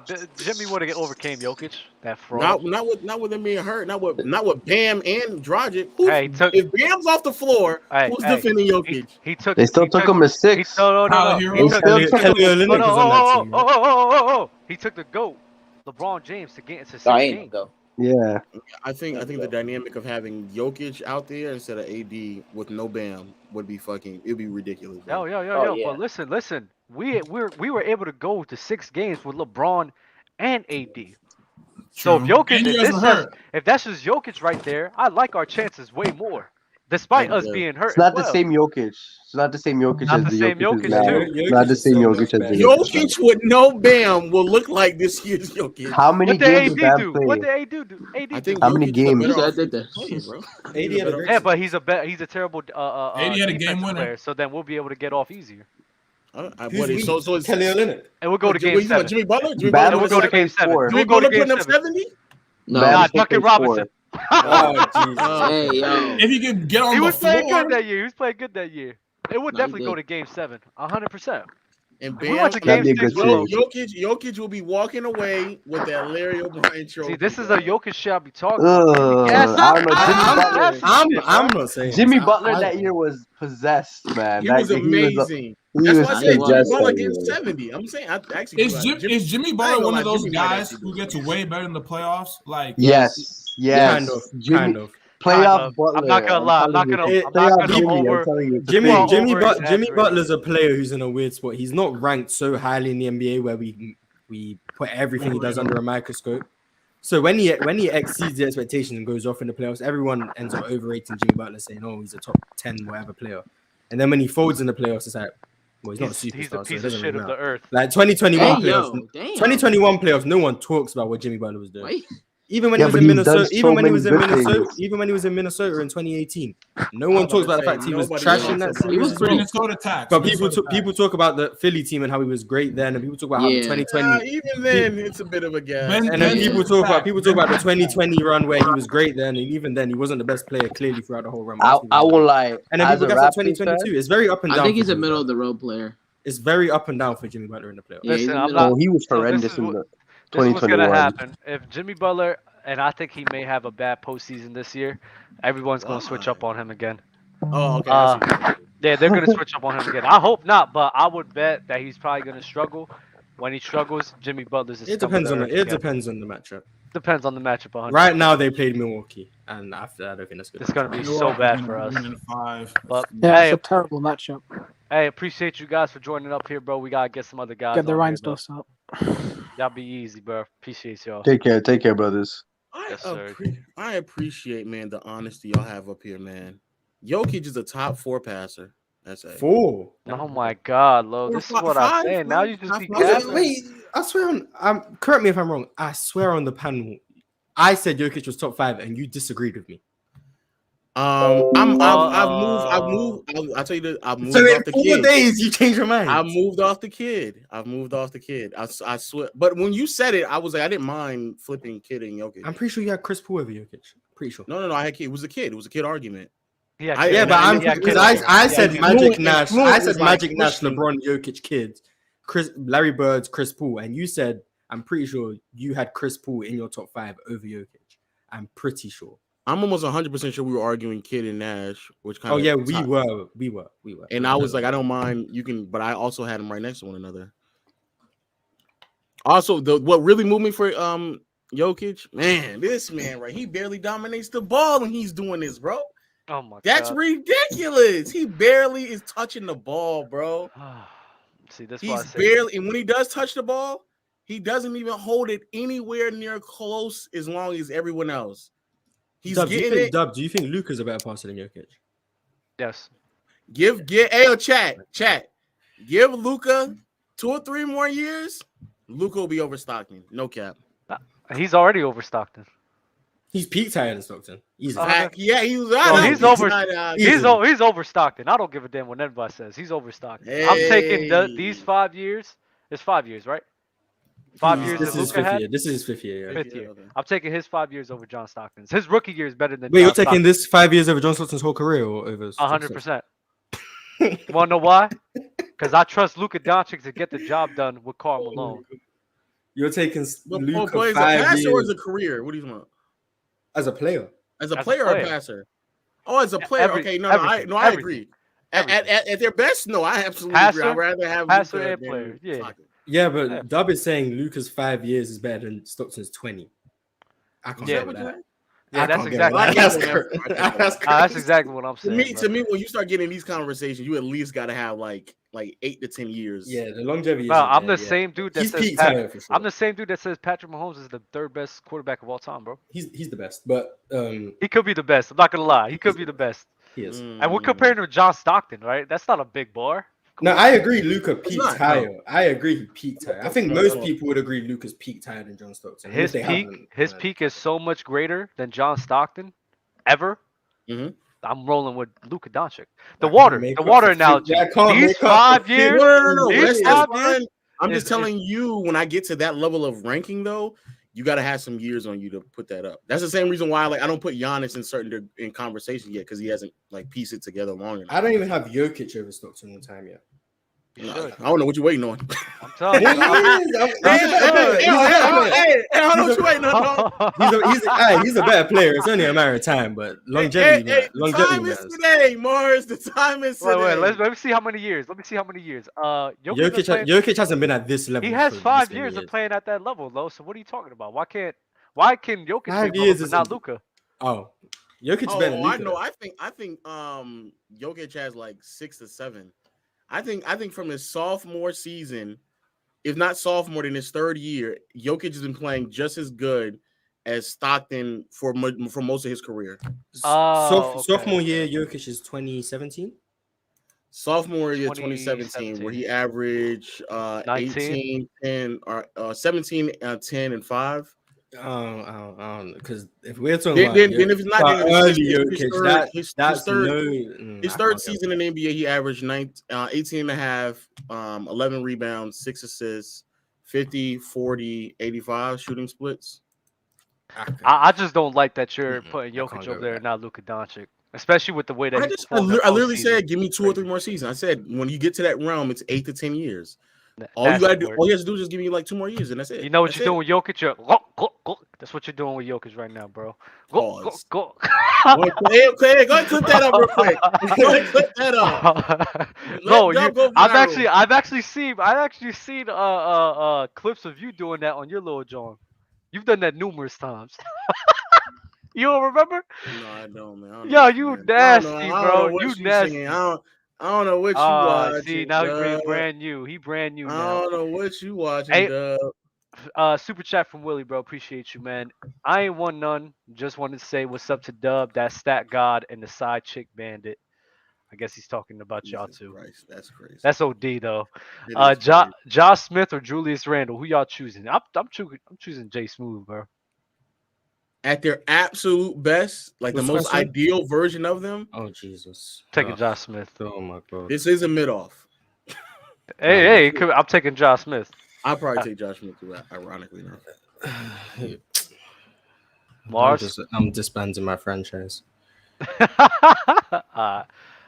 Justin, Dub knows best. Appreciate you, bro. You put that up here earlier. You gonna put it up again? I saw you put it up. No. He just no. The time was. Oh. Wait. No way! You put that up. No way. No, he did that at 6:15. He did it at 6:15. Yep. He I checked it. That's the second time I've seen Dub knows best. He loves me, bro, because I know best. He knows the truth, man. It is what it is. Jokic and Embiid over Pat Ewing and David Robinson. I disagree. Hello? The problem is Embiid's postseason runs. He can't give me like 2 or 3 good ones, man. Jesus. I mean, David Robinson. I think David Robinson gave me at least 2. You really think that him against the Celtics? You really think that him against the Celtics was like bad? I don't think he was bad. I just think his team. Which one? Yeah, when he got swept. 4 games though. What's a 4-game sample size? And also to be fair to him, I think that in that series, because he didn't have somebody to like throw him the ball in the post and like set him up, like they were just struggling to give him the ball. It was kind of disgusting, actually. Yeah, Philly had no one who could throw an entry pass. It was ridiculous. It was tough. Shout out to John Stockton, the king of entry passes. Facts. That's why he's a top 15 passer. The better rebounder, Will or Rodman? Rodman. I don't even know honestly how to. It's Rodman. Relative to era, still Rodman. I think because you'd have if you wanted to get real statistical, you'd have to adjust for pace because Wilt Chamberlain is averaging 20 plus rebounds, playing 130 possessions a game. Dennis Rodman's averaging 18 rebounds, playing like 80, 90 possessions. Yeah, the pace is just so. If you're adjusting for pace, I think Rodman is still probably getting more rebounds. It's Rodman, and then you want to talk about difficulty. Rodman 6'7", Wilt 7'1". It's Rodman, and he wasn't playing against plumbers. Oh, I like it. Let's get these guys up. I ain't gonna lie, Dub. I'm really on you on this Kareem hate, man. What's the Kareem hate? I ain't gonna lie, he really wasn't competing against nobody. You're right, bro. Wait. Talk about. Mute your mics. Talk to. Say that again, Lo. Say that again, Lo. Say that again. I ain't gonna lie, bro. I look back. I was like, man, he played 17 matchups with Wilt, I think. 11 matchups with Bill Walton before he got hurt, like in Portland, and the rest of them 6'9" Bob McAdoo. I'm telling you, bro. 6'9" Dave Cowens. Yo, I'm 6'7" Wes Unseld.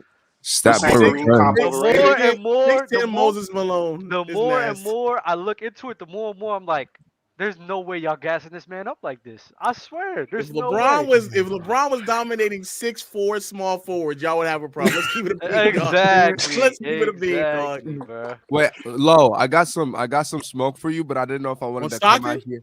No. Oh, thank goodness. No. I didn't know if I wanted it to be on a Lowe's no episodes or an open gym because I feel like I really wanted to debate you about this. I was listening to the panel the other day where Mars was going Super Saiyan fucking God, and then you guys were all like just like arguing and shit. You said that you don't think LeBron is the best finisher at all time, and then I'm glad Dub brought it up like a little bit earlier, but I feel like it wasn't hammered it enough because I think LeBron's like easily top 2 finisher at the rim. I think he's better than Jordan. I don't even think it's. I think the only other competition is Shaq. And you said that was number 1. What'd you say? That's what I said. Number 1. I said Shaq was number 1. Yeah, but you have MJ over LeBron. Yeah, you have MJ. I do have MJ over LeBron. Yeah. Do you have him 3 then? You have to have him. I have LeBron 3. Okay, but I think so. The MJ one we can't really debate. I can actually argue. I don't know how far I want to go into this rabbit hole, but I can low-key argue that he's a better finisher than Shaq. Who, LeBron? Yeah, I can low-key argue it. I don't know. I think I'm not gonna lie, yo. Like Dark and Dave is like Dabe. Sorry. Oh, Dabe. All right, Dark and Dabe.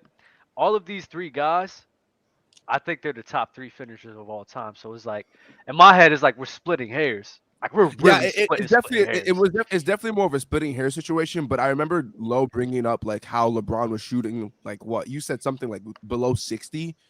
He meant 70. If I said that was a mistake. No, I was talking about you said it quite a few times. No, if I said that's my bad. It was a mistake. Even if you bring the percentages, if you just go based on the percentages in eye test, Shaq is clearly the most dominant player we ever seen. It's like he was just unstoppable. And that's why I think he's the best finisher of all time. Fair, but pound for pound, which is what you do with like, let's say when you talk about boxing, you don't just talk the best heavyweights, right? Because Shaq is 7-something, 300-something pounds. Pound for pound is LeBron James.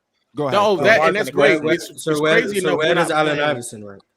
Oh, Allen Iverson's up there too. Ooh, that's a great. Why wouldn't MJ be ahead of LeBron? Because if you talking about pound for pound.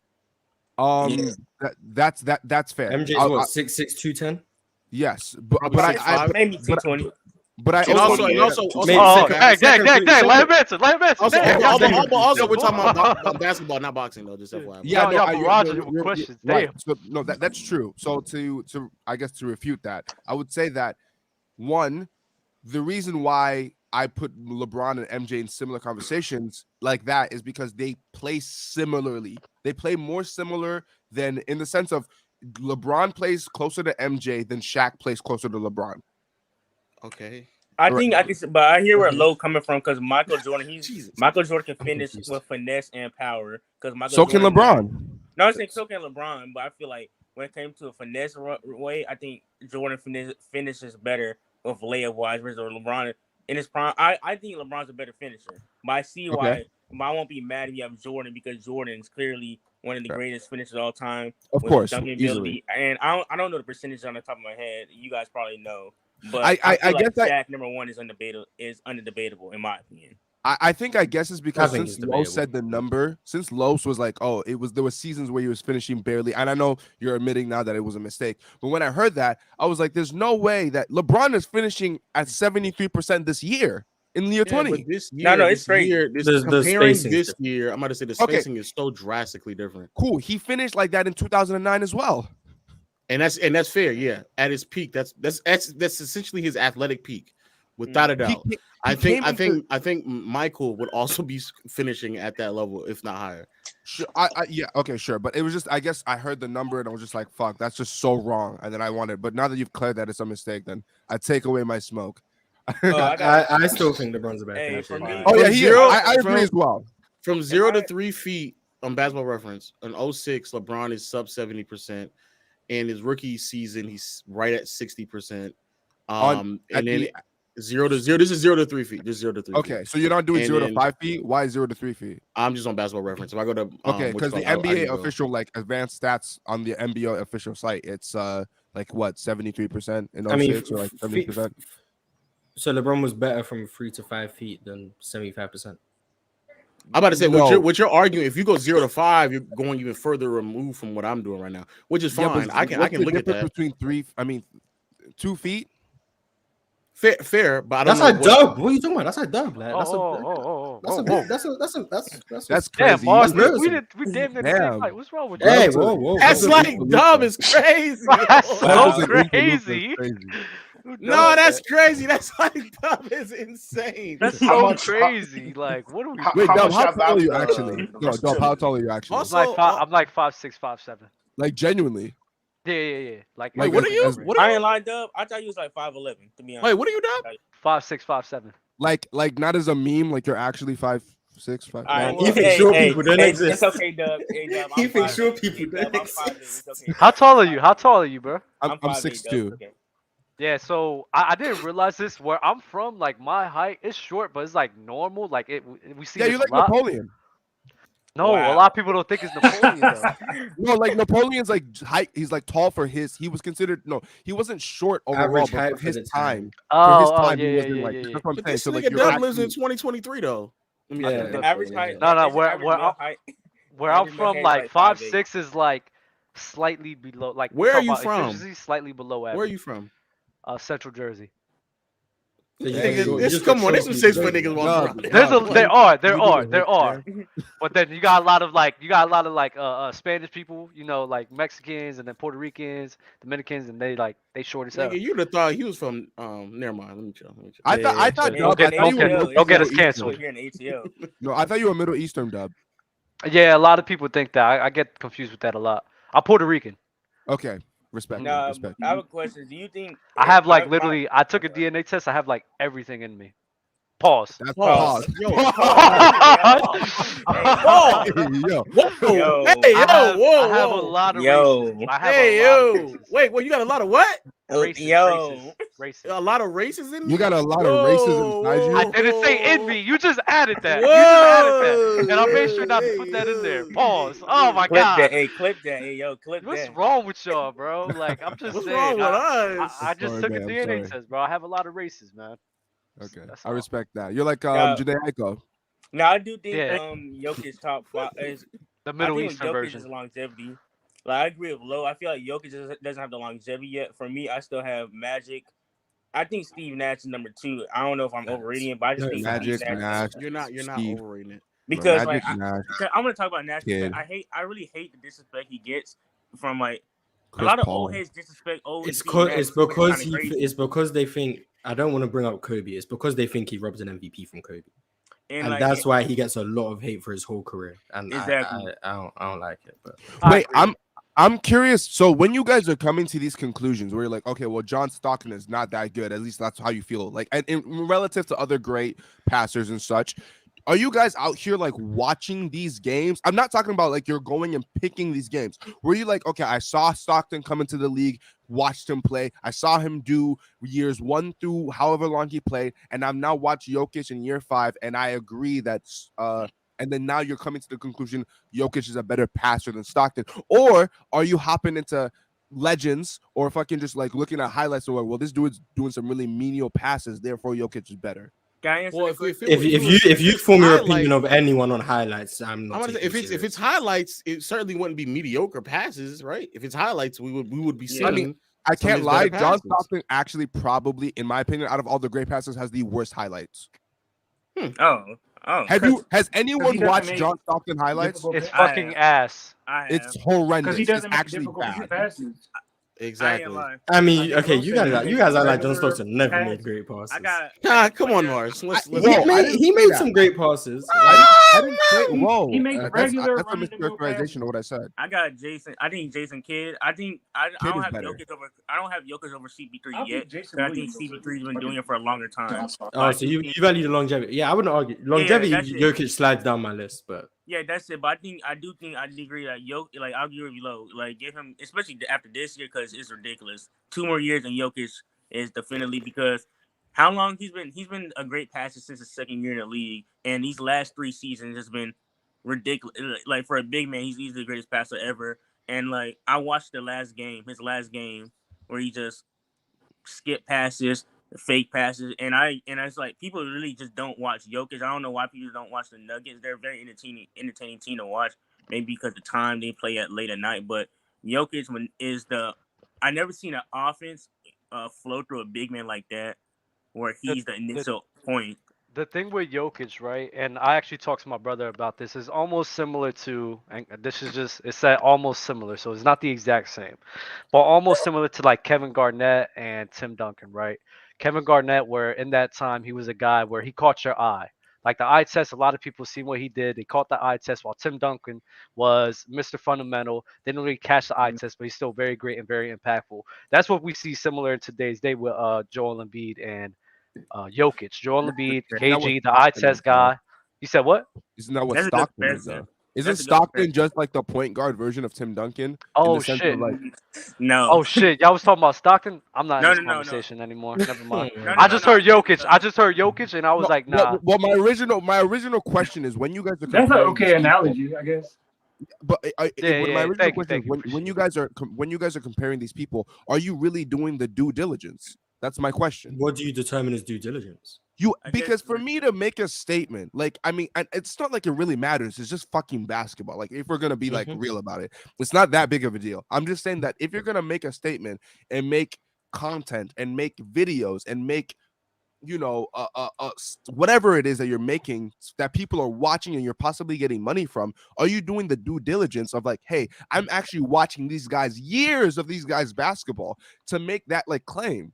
Because that's what you would have to do, would you not? Or can you think that you can take a sample size and be like, okay, therefore this person's better than the other person? Well, how many? Well, it would depend. How many games would you suggest is a large enough sample?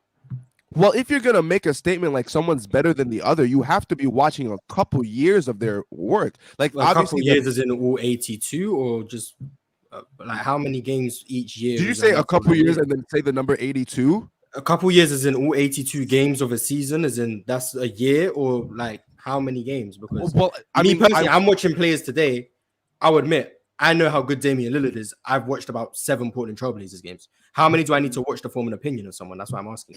I guess it would depend on like there's different circumstances or different, like it depends on, I guess it's up to, I don't know if there's like a baseline. I'm not the goddamn well, you're the one who said due diligence. I'm just asking how much is due for the diligence. You gotta okay, so so if I was to come up with an answer to that question, I would say that you would need to watch, let's say, how long is someone's prime that isn't LeBron, like average prime of a player? Like 6 through 10.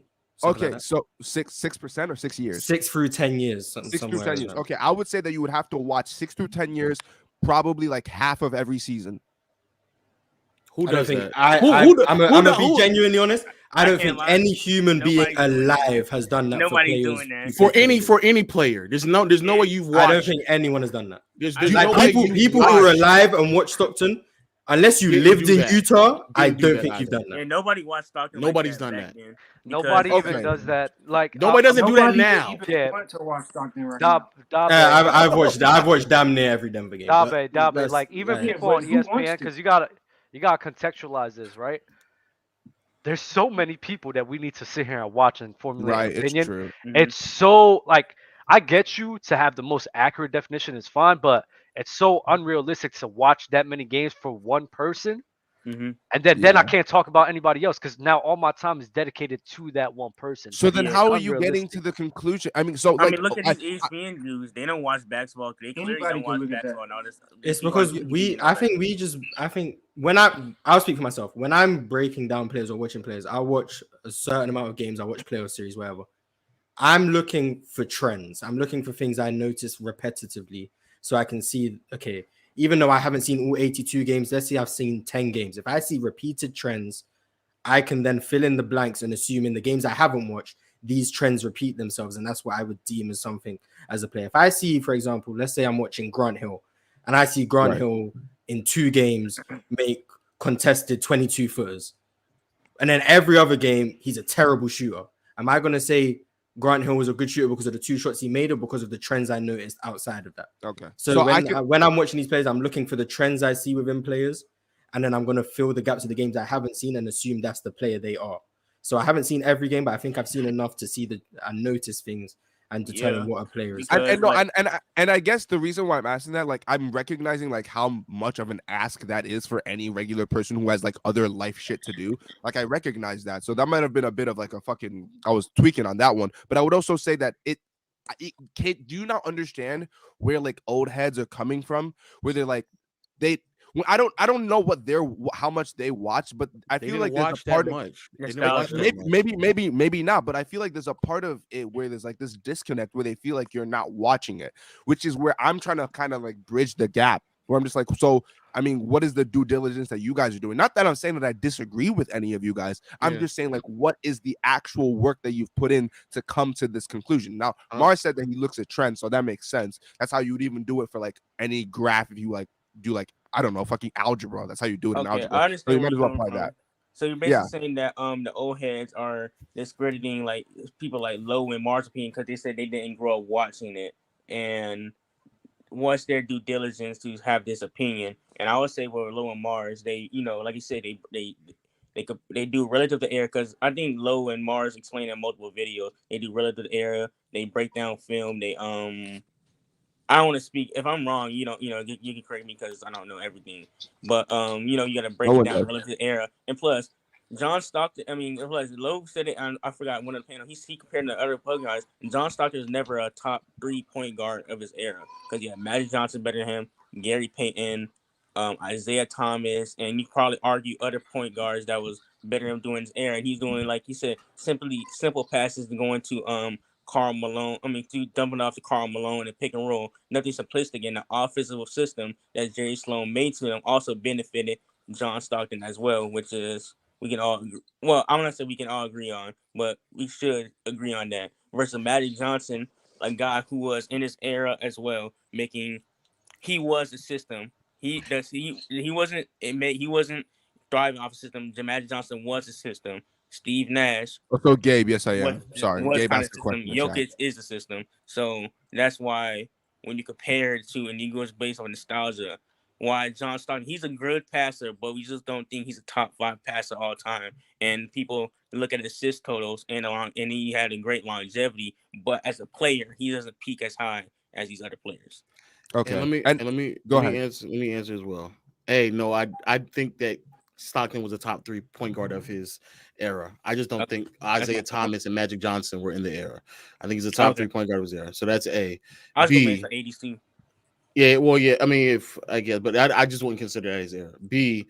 To Hollow Froby, the dude in the chat, and into even to you, I know for a fact that older fans did not watch that much of Stockton unless they lived in Utah because they were not on television. Every single older fan that I've talked to, an honest one, would also tell you that they did not. Those games were not televised to the extent in which y'all believe that they were televised. Chill has been on record saying that as well. And if you're being honest with yourself, that's just a fact. Furthermore, there's players in today's game, and the level of accessibility to games is the highest it's ever been. And the average fan still doesn't watch that many games of Donovan Mitchell, of Jimmy Butler, of some of the better players in the NBA, even of the same position. But to answer the question specifically about Stockton, I would go as far as this, or even just basketball in general, I would go as far as to say, because of where I've worked myself into, I've watched more basketball than 99% of the people on the internet. And I'm not even saying that to be like big-headed. Just genuinely speaking, I've watched probably more basketball than 99% of the people on the internet. Without a shadow of a doubt. And when it comes to Stockton, I'm almost done watching all of his available playoff games as well as some regular season games. I'm almost 1,000% sure that he is not a top 7 passer of all time based off of what I've seen. Almost 1,000% sure. Every great game you can mark of Stockton, I've probably, especially in the playoffs, I probably watched it. I watched every single last finals game that he performed in. I watched majority of his early 80s to late 80s or early 90s postseason games as well. The only thing left I really have to do is just mid 90s basketball. And so, like Mars is saying, it's not as if like people change dramatically throughout their careers. If so, it would be slightly noted, right? But for the most part, whatever you were doing in 88, 89, 90 is what you're probably going to be doing in 93, 94, 95. And Fair even enough. the nuances of differences, most people don't watch the game of basketball enough to actually care to give an accurate depiction. It's the reason why idiots can go around and saying that James Harden is a turnstile defensively, and he hasn't been that since like 2014 or 2015. He just hasn't been. It's the same reason why people can just get off crazy takes about Steph Curry's defense or crazy takes about his inability to create shots on his own, which has not been the case since like 2014 or 2015 for Curry either. So even those type of nuances, most people still don't even care that we even watch enough. They would still give a misrepresentation of who these players are. But for the most part, who you are, especially when you're in your prime, throughout your primes, where you can watch like 20 games of someone, especially postseason play, when the sets are when the teams are running the sets they're most comfortable with, you can watch those games and you'll clearly tell Stockton just is not a top 7 passer. He's just not. There's no other way around it. Okay. So when another thing, when you guys, I see with you guys within the panel, you guys talk about like longevity stats a lot.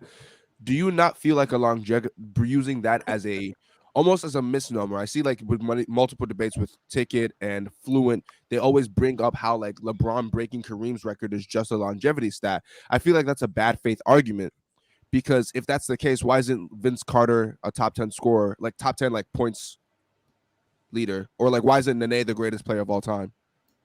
I agree. I agree. I'm not Nene, but I understand because when people argue Stockton, in terms of Stockton, I do this thing like I tell people. I did it last night on TikTok. If people see me, suckle your mother. Anyways, sorry, continue. Oh wow, I did it.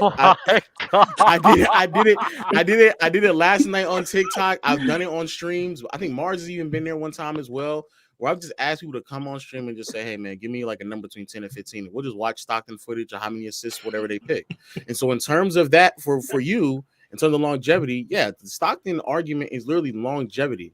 And for whatever reason, we don't use that. It's not applicable in any other conversation. If I ask you who's a top 3 scorers or top 5 scorers, almost unanimously, people will put Kevin Durant in there. Even though he does not have the most points, he's not even close. If I ask you top 10, most people will put Larry Bird in that conversation as well. He's nowhere near close to scoring. And then when I say top 3 to top 5 scorers, people rarely put Karl Malone, and some people don't even put Kareem, even though both of them have, by a very large margin, have more points than several other players in NBA history. So we look at so many other things. Same thing comes with best defenders. Same thing comes with best rim protectors. Same thing comes with best anything. Like everything you would look at several other factors, not just who has the most total whatever. So do you not hold the fact that like do you not hold sustained greatness, like over sustained greatness versus what's the comparison I'm trying to make here? Let's say that we have two light bulbs, right? And my light bulb is 98% as bright as yours, but it shines for 3 times longer than yours. Which light bulb would you say is better?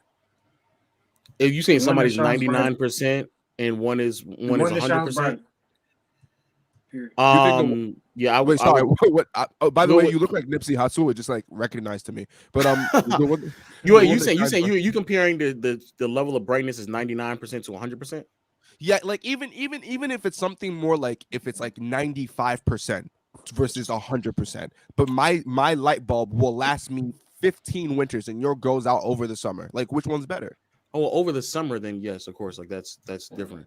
But if one is lasting 15 winters and the other lasting 10 winters, and also I don't think the gap. I'm be honest with you, I don't think the gap is that close. I think that it's like 100 to 90 or 100 to 87. I think there's like if we're being honest with ourselves, I think there is a noticeable gap between like Magic Johnson passing and John Stockton passing. I think there's a noticeable difference. Okay. And also to speak on that light bulb analogy, like there's different uses for light bulbs. So of course, me personally, I'm always going to go with the one that's going to last. What are the longest, different uses for light bulbs? It's just to see. What are you talking about? So that's one use for the light bulb. No. In terms of this particular scenario, no. In terms of this particular scenario, I said a light bulb. We're gonna use VC, and then I want that to last as long as I possibly could. Correct? As a player, but you're trying to apply that to a basketball talk, and the way I'll give you a perfect example. Patrick Mahomes, and we talked about Mike Tyson as well. These guys in their sport, they sat here and they did so much in their own sport at such a short amount period of time that we put them on this level. It's because, like you said, if you perform at that high of a level, I don't care if that's that much greater than somebody who did it for 15 years. I'm going to side with that guy because it's more impressive to me that you could accomplish more than somebody else in less time. That's impressive. It's very impressive. I'll give you that, but I don't know if that's always the same case, you know. I kind of yes, it is. Yes, it is. Yes, I it is. agree with that because think about it, it accomplished more in less time, and it's still going. So what they accomplish, you can go based off they're going to continue to sustain greatness and eventually surpass them. They have shown nothing that will slow down or like you're not gonna. They have shown like Patrick Mahomes. He has shown nothing to us that he will decline. I'm gonna keep it basketball. Like Jokic hasn't shown us that he will decline. Yeah, like you said, we haven't seen the playoffs, but I believe right now Jokic can do this again for his next years in his prime. So man, we already agree. Man, in 2016, you knew Curry was the greatest 3-point shooter of all time. You did not need to wait for him to pass Reggie Miller and Ray Allen for the most threes to say that. Yeah. You knew that already in 2016. You knew that.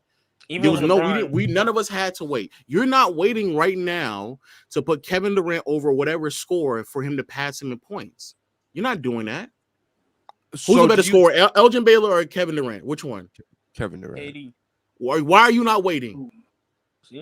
Yeah, I agree. I agree with Lowe because. But then the question would be, sorry, go ahead. We already knew LeBron was a top 10 player all time. We didn't have to wait for his career to be over. Literally, every LeBron uses logic all the time. Wait, so are you telling me that Kevin Durant, like, let's say he stays, like, I don't know what happens here, but let's say Kevin Durant can perform the way he was performing early in the season for the next, like, let's be crazy here, for the next 4 years. He does that 4 years straight. Would you not be like, okay, well, maybe he's a better scorer than Jordan? Like, what?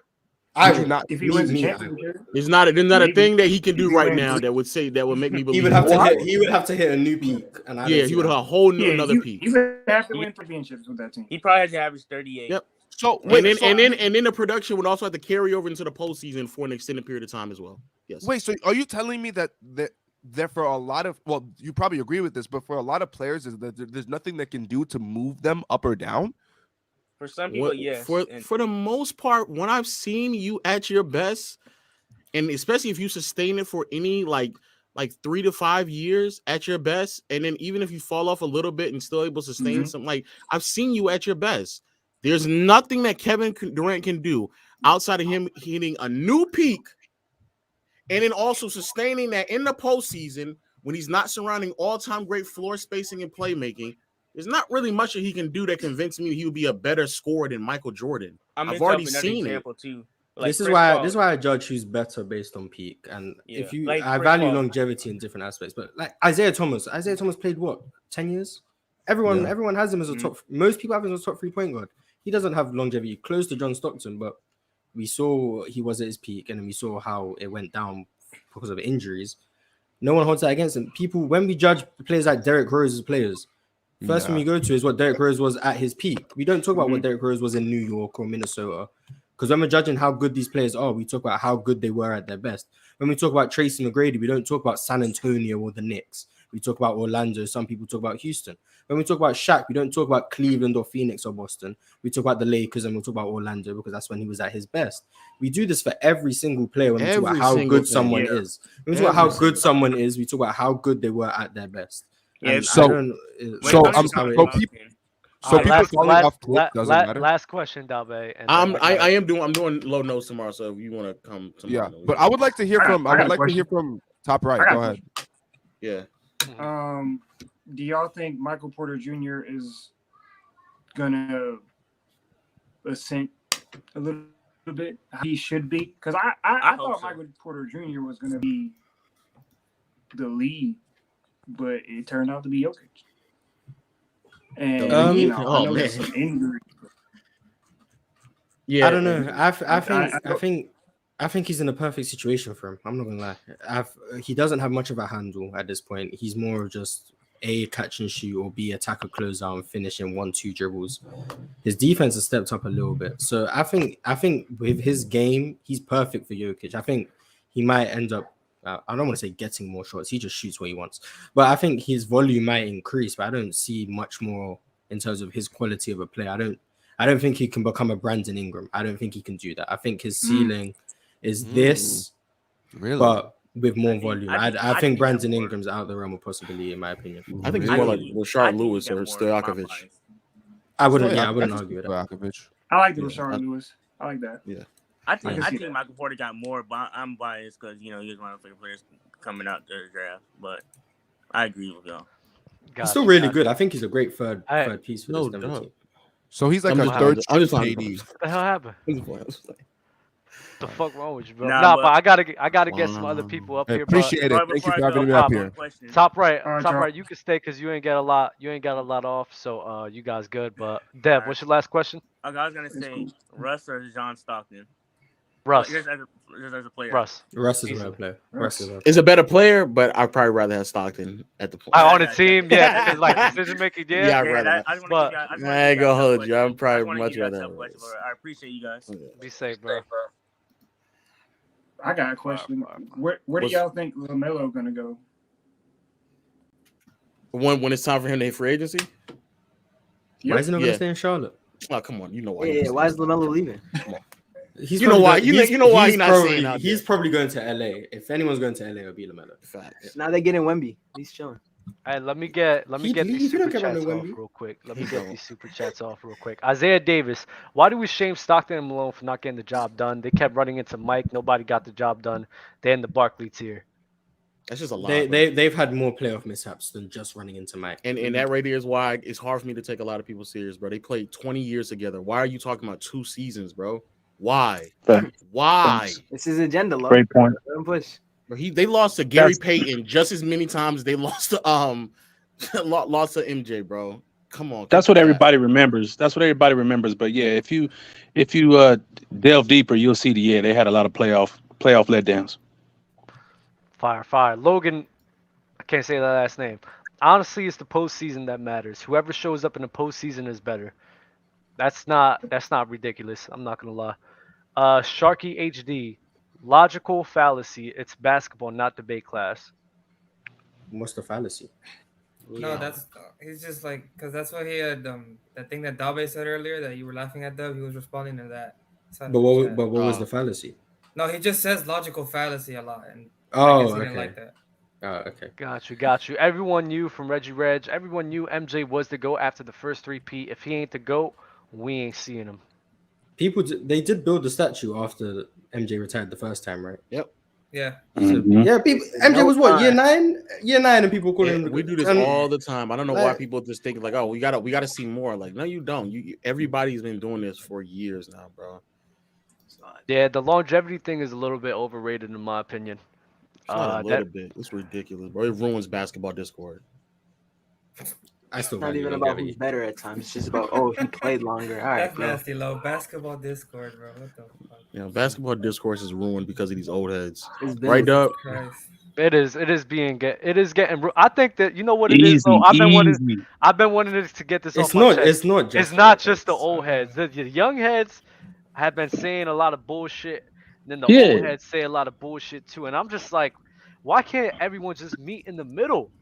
Like, my God. It's hard to do, Dub. It's hard. It's like politics, bro. It's no middle. You either left or right. It's no middle. Bro. It's so annoying. Like, oh my God.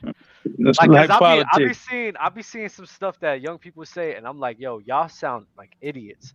Now look at the stuff that old heads say, and the old heads just be fucking lying. Like, that's my issue with them. They just lie, and they blatantly lie. Ty, but are they lying though? They lie at times. No. But what I'm saying, a lie is like. Are they lying or misremembering? They're just I think they're just misremembering.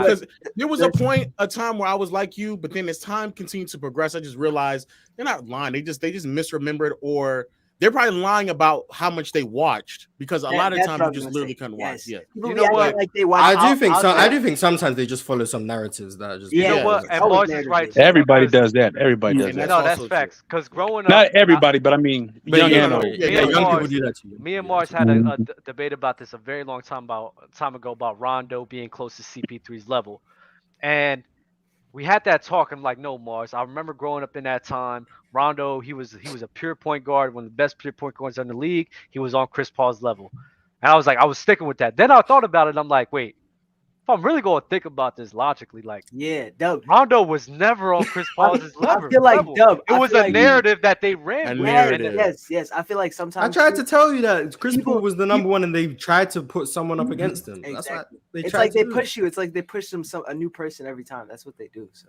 exactly. Some people stick to what the masses are saying. Yeah, now they're pushing Jokic. Now they're pushing Jokic. No, they're not pushing Jokic. But the thing is, they are pushing Jokic. The media loves it. They are pushing Jokic, as they should. I don't know. See, the thing is, the media that like the mainstream media on TV that I see, I don't watch them a lot, but I'll see like clips. They don't seem to like Jokic. Whoever these voters are, these anonymous people who vote. Writers. Yeah, they seem to like Jokic, but like the people on TV, they do not like him. I've seen both. I watch a lot of. Those are the people who control the matrix, bro. Yeah, I've seen both. I've seen both. Some people love him, some people hate him in mainstream media. I'm still thinking. Not hate him, but don't think he's as good as he is. They think he's overhyped. A lot of them that don't really watch or don't know the game. So, do you know when the Matrix and shit? The issue, I want to say this: the issue with the old heads is that when you say something, instead of just going and double checking to see if they were right, like me and Mars just did this. I just did this with Jason Kidd because I haven't watched Jason Kidd clips in a minute. So I went to go back and watch Jason Kidd for the Jokic thing. I'm like, Mars, you tripping. A lot of these old heads don't at least do the due diligence of, let me go remind myself of what I see. But they take it almost as like an insult. They'd be like, how dare you ask me to go watch it again? Yeah, as if they just believe they're going to remember a game from 35 years ago. I was there. How dare you? No, I remember crazy. Like, that doesn't validate because everybody forgets. It's the Magic Johnson thing with Fluent. Fluent was like, I remember he did this, did that, and then Mars was like, well, I just watched this game yesterday, and that didn't happen at all. It's like the lie that Larry Bird played a whole game left-handed. He didn't. He That's didn't. a lie. It's a terrible I think he scored maybe double-digit points with his left hand, but people. I had to go back and watch that one because I wasn't believing that. I really was. He had 47 and maybe 12 with his left hand. I'm like, okay. And that's I was believing on for sure. This is the issue I have. He still with played old great. heads. That's the issue I have about old heads. Like, you could, like, it's okay to be wrong. It's okay that you believe the narrative that wasn't true. The issue is they can't let go of these narratives and act as if it's always gonna be true. And I'm like, come on, man. Just let it go. It is what it I is. just don't like that they're gassing. I can't remember the 2021 finals off the top of my head. Facts. I have to go back and rewatch it. Yeah, me And I neither. can I'm accept horrible that. at If I'm that. going to talk about something, I'm going to go back and rewatch it. But they want to tell me they remember the 1984 finals. Like, no, Dub, you Dub, don't. and you're nasty, Dub. You are disgusting. That last what? open gym, I was just watching it. That CP agenda you were pushing over Book. He was the best player over. He was the best player. I don't think it's That is a crazy to fact. say No, it's Chris not Paul crazy was to better say than Devin it, Booker. but the stuff you were saying to prove why he was better didn't make sense with your logic that you used previously. That's why I was How? Because Ooh, like inconsistent Dub. yeah, I yeah, love 'cause- this because every Well, time that's when someone dub, tries though. this, it doesn't work. Okay, no, No, no, every That's just time. dub though. I'm not gonna lie, though. God. You haven't even caught me in inconsistency. So You know this. no, What? When? I'll let him finish. I Put it want to cook you again, Dub. Wait, look. So Doug, when you were saying like first you said he was on par with his scoring, which is egregious, but when That was egregious. I was. yeah, it was egregious. As long as you admit that, I respect it. But I've heard multiple times, like when I've said it too before, like a long time ago, like when you say you just choose, like when you say you comparing like KD or Curry or something like that, you're like, oh, it can go either way, but I got KD. And then when like if somebody's a better playmaker and up par scoring, which is exactly what actual KD and Curry were. They were up par scoring. KD was the better scorer, and Steph Curry is clearly the better playmaker. You tended to deny those facts, but then when it came I to didn't your deny. logic, I didn't deny that. I said that KD was a better defender than Curry, and that's why he was better. On top of that, you got cut. Sorry. like that's what I've said that numerous times, and I know I've said that numerous times. okay. If it's like that, because Nah, I didn't that was a hear headshot. I the won that, defender bro. part. I didn't hear the defender part. I know he was better rim protector. but Damn, like, nah, you thought you came and See? sweat. Mark, You stop see? it, You Mark. see? I got put I out was real just quick. watching this 20 minutes ago. That's why I was just on. I was literally on the Put out TV. real But quick. nah, man. so the thing with CP3, and I forgot this in Game 6 against. I forgot in Game 6 in the Western Conference Final, he had 41 as well. I forgot about that. So Against the Clippers. against the Clippers. So it's like he was balling that season. Yeah, Why did he have 41? I ain't gonna lie, CP do be front running sometimes. Did you say why did he have? Yeah, they was washing him, and they was playing drop coverage on that pick and roll, and he shot 30 mid-range jumpers and knocked them down. Come on, bro. He knocked down the shots though. What the fuck? Hey, he did. He had a good game, but Dub just saw the box score. Don't Yeah, come I ain't on, gonna bro. lie, and I love CP, but he be front running though. He do Are y'all going definitely. discount 40 though? Are y'all crazy? Nah, but I'm not gonna chat it up like the way you trying to chat it up right now. You said it wasn't No, because all it was a blowout. It was a blowout. Oh, all we saying is right. CP3 that season, he was a good secondary scorer. So I'll rephrase it. He was a good secondary scorer for that team. Devin Booker was the best, but then he was a better passer, a better playmaker. He was a better defender in my opinion. I don't agree with defender at all. I don't agree with defender at all. Oh my God! Wait, who was the I better don't agree with Chris Paul being Devin clearly Booker. the better Chris Paul over Devin Booker. I don't agree with that. I'm not saying clearly, but he was better. It was a wash. To me, it was a wash. Yeah, I'm if someone said they were equal, I wouldn't argue. Yeah, that's I I say it was a equal, wash. bro. It was a wash. That's what I thought. It was a wash. Chris Paul was being used and just guarding the weakest offensive. Yes, that exactly. You know what? Right. And you know what? You know what pisses me off about this? For some reason, everybody doesn't sit here and put blame on Devin Booker for losing that series in the finals. Thank Why you. don't- I agree with that. I hate that, Dub. I agree with that. And to be honest with you, Dub, that's the reason why if I had to pick one, it is CP3. Because the way y'all talk about CP3 and how much blame y'all As if put on he him, sold the finals. exactly. So that means that y'all think that he was the best player. D-Book was horrible. D-Book was horrible. D-Book was so bad that he actually got benched in the finals game. Same thing as last year. Right.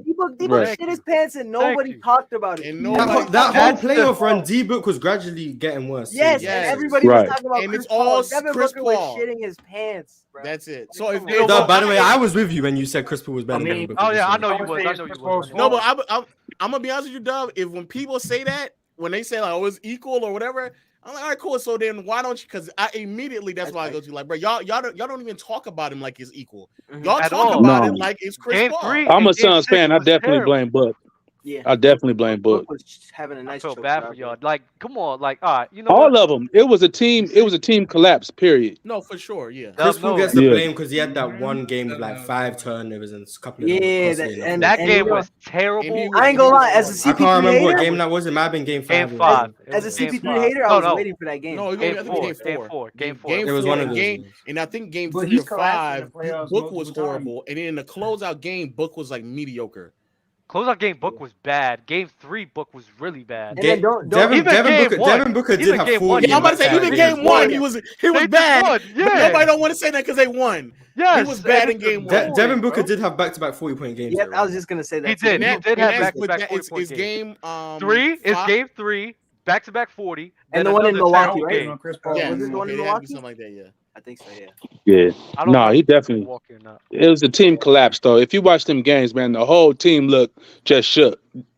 Dog, Just that's that was my- like I That's they prayed, got for, I dismantled. prayed for that downfall, man. Thank you, Giannis. I still man. can't. Chris Paul. I still can't thank Giannis. I enough. blame Devin Booker. That's who I really Ah. blame. I blame Devin Booker for that because that's Also, crazy. Hey, also, but then also, Aiden getting benched as well. Like Aiden got benched. oh no, It was ugly. Aiden was nasty in that. Yeah, it was ugly, It bro. was It was. getting that's because Yeah, it was ugly.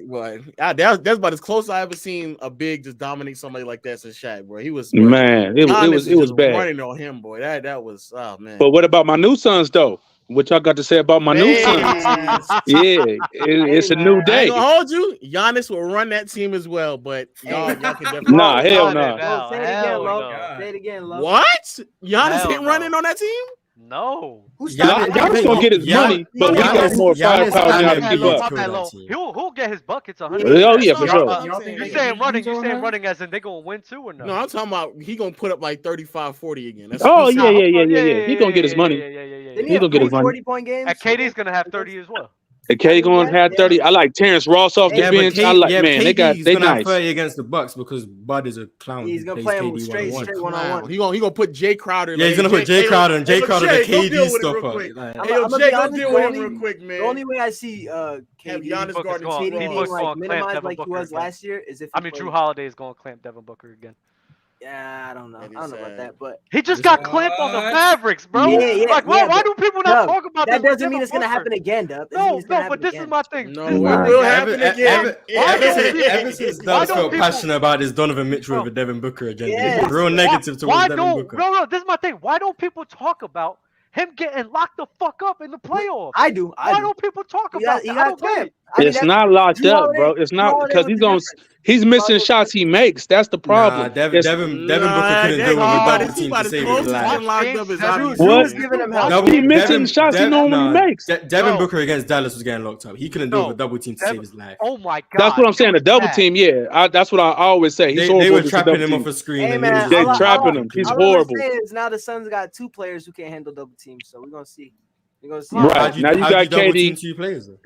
Nah, you got too many shooters now. Yeah, but that defense though.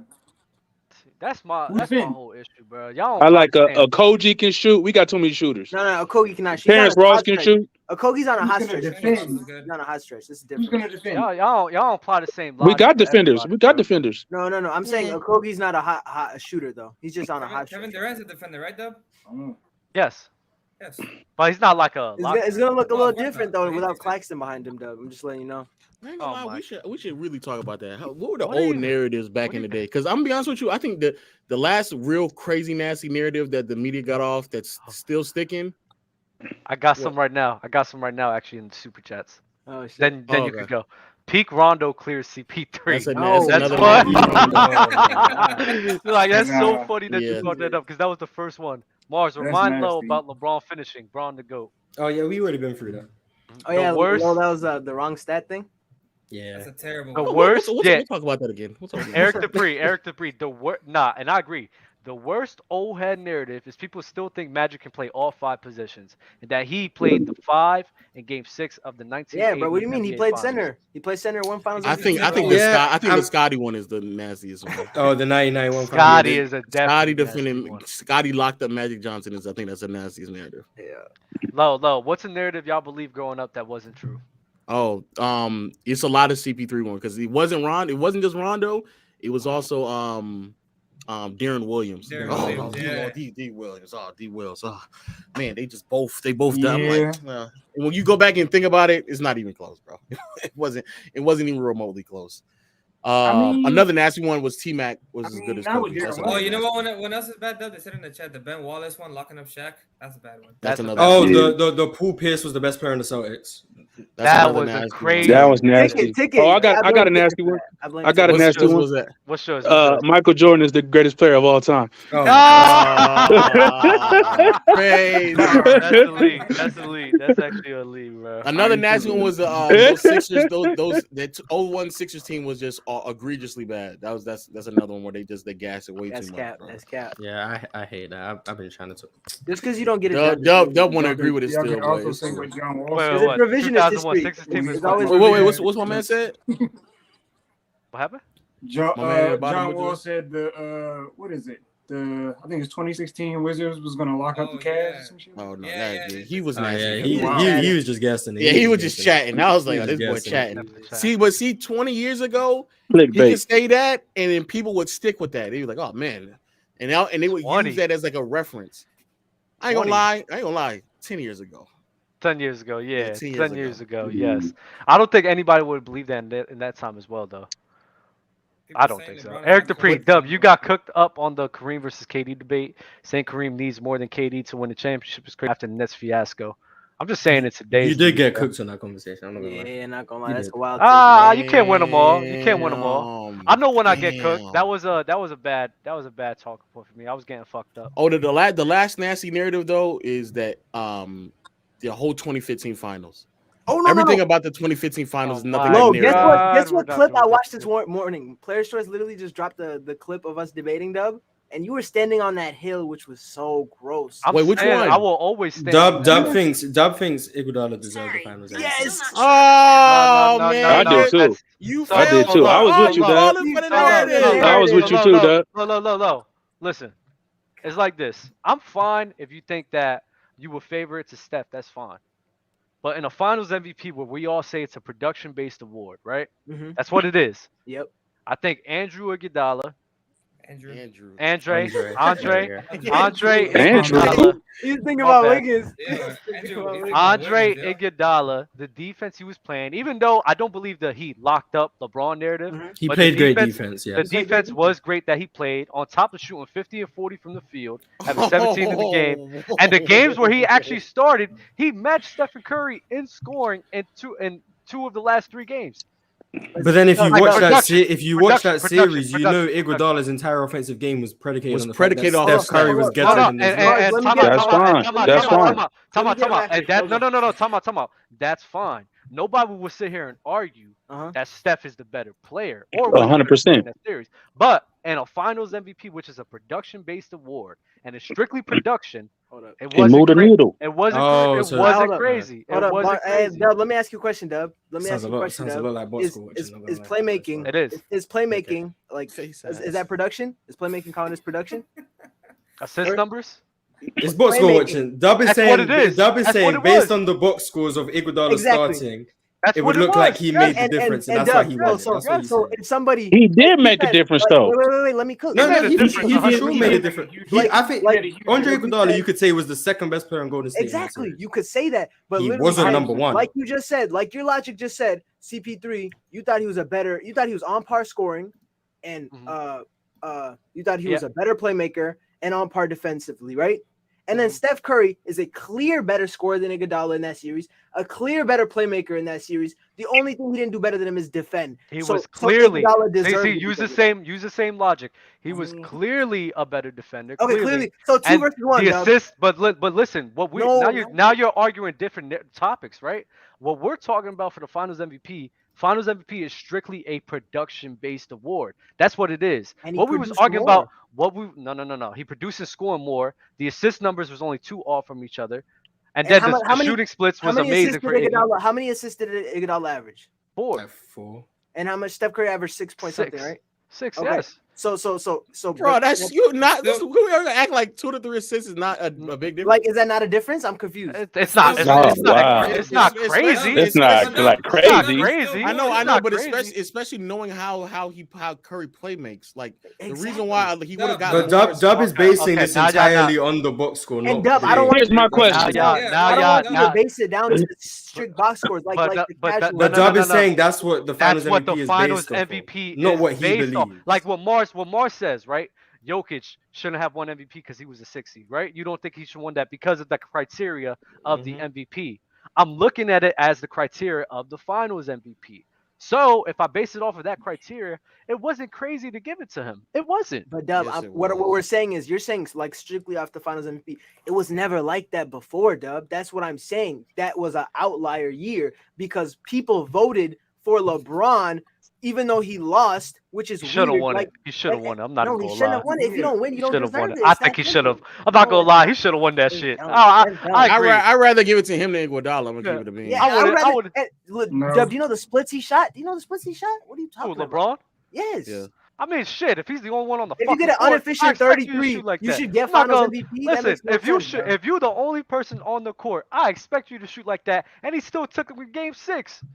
Why do you keep? He was. I'm gonna say the reason Golden State lost 2 games because their offense was shambolic. Their offense. That's the only thing. That's a reason why their Harrison offense Barnes was is incompetent. Let's get that out. That's the reason why. And I even have another hot take. I do not think Iguodala was. What game did they win in that series again? The 2 and 3. They won game 2 and 3. They won game 2 and 3. They lost game 1 in overtime, and The then they weird won game 2 narrative and that 3. Curry played bad. Right. 1 through 3. He said He played bad in game 2. Game 2 was the only game that Curry played bad in. And when Iguodala came in, it moved the needle. It changed the outlook of the game. He had, like I said to Mars earlier, he on those games he was coming off the bench. He was plus and minus. I know it's a box score number. I got all that, whatever. But I'm just saying he was plus and minus during that time. Okay, but if you do this, if you nitpick like you. And then when he came in, and when he started, Curry and all those guys plus and minus went through the roof. You know what I'm saying? I think he was the one that changed the momentum in that series and changed the narrative of being a super tight series to the Golden State win walking away. I think that's why he won Finals MVP. Not necessarily because the numbers. I'm saying just Curry by himself without Iguodala coming in and changing. They might have lost that series. Even though Curry was playing well or doing what he was supposed to do, that wasn't enough to move the needle enough for them to win. So when Iguodala came in, it changed the whole complexion of the series. That's why I think it won MVP. No, that's not at all. That is just that. Not It's a at all. lie, bro. It's all fabricated. How did it not? Well, two. Here's the thing that's so interesting about Iguodala. I've watched that series so many times. I've watched it several times. The more I watch the series, the more confused I get about how. Exactly. Because I'm gonna keep. If you rewatch it, They and couldn't stop give me it if to I'm LeBron. lying. They couldn't Stop give it. it to Stop it. LeBron. Stop it. No, and it's that's fair. The But voters messed up by only voting for LeBron. How am I wrong with that, Lo? If you could explain. Mars, stop me if I'm You're wrong. wrong. I think you're wrong. How was Iguodala's defense and pick and roll, like screen navigation? Because when I watched it back, it was egregious. Oh, he was getting caught. Yeah, he was getting caught on screens. It was terrible. And that's why Draymond Green. Because when Draymond Green was in the pick and roll guards and LeBron, the reason LeBron had so much trouble is because Draymond would heavily go under the screen. Yes. And B, he wouldn't allow any passes towards Mozgov or whoever the big man was. Yes. And LeBron was just settling for outside shots. Iguodala was getting caught on screens and it was allowing LeBron to get inside penetration. And that was a big issue that Golden State had. So that's game 4 through 6, it wasn't Iguodala was barely going one-on-one with LeBron. So that was my next point. And the other part in the second half of the series, they were no longer playing him one-on-one. Not only can you watch it, but there's articles that were written about it at the time, and even Curry himself is on record talking about how they switched up their scheme and how they sent more doubles in the second half of the series, how they switched it up. In the first part of the series, they were allowing LeBron to score. The concept was just allowed him to score. In the second part, they switched up their entire scheme. Also, Iguodala went from essentially averaging 36 minutes a game in the first like 2 games. In particular, in the 2 games that they lost, he averaged 36 minutes. He went from 36 minutes to playing 39 minutes to 42 minutes to 36 minutes. In the final game, he got in foul trouble, and Draymond was the one who was defending LeBron in the second half of the third quarter, entering the fourth.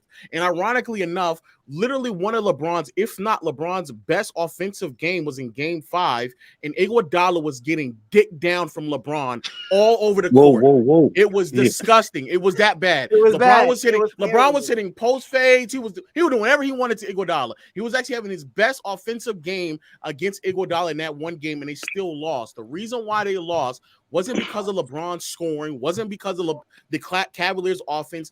Those games that they won, they didn't even score 100 points, if I'm not mistaken. They had mediocre. The Cavs were winning on mediocre offenses. The reason why they won is because the Warriors' offense was just that egregiously bad. And then Curry, in the second half of the series, had two of some of the greatest scoring performances and offensive performances of his life up until that moment. And I would argue, outside of last year's finals, that I would game argue 5 was the Steph's game best game. was That was probably Steph's best game of his career. and people just remove. Nobody remembers that at all. People just get perplexed by it. Curry clocked in at like 7 or 8 minutes in the fourth quarter with the score tied, and they won that game by like double digits. He came down there and scored like 14 points in like 8 minutes, and nobody doesn't even remember. They don't care about stuff like that. Exactly. But again, the reason why they were losing wasn't because LeBron was putting up great numbers. LeBron put up great numbers in game 5, and they still lost.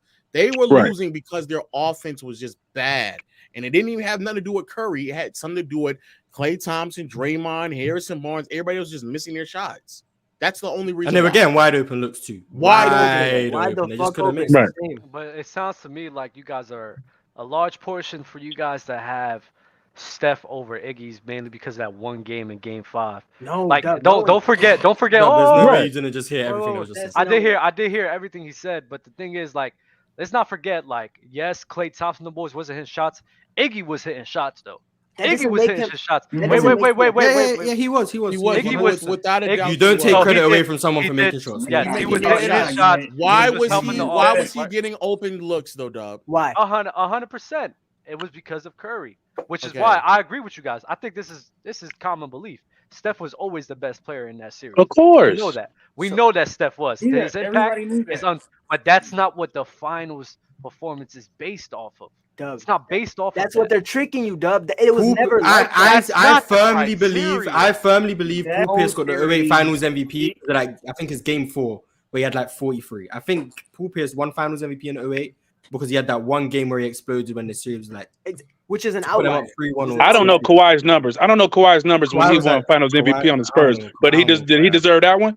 Kawhi averaged the most points, and it was the best. It could have been Kawhi, Tim Duncan, or Tony. It could have been a lot of you. It could have been exactly. I would have given it. No. But I think the Kawhi locked up LeBron narrative is much more valid than the Iguodala. Exactly. Much more valid. Way.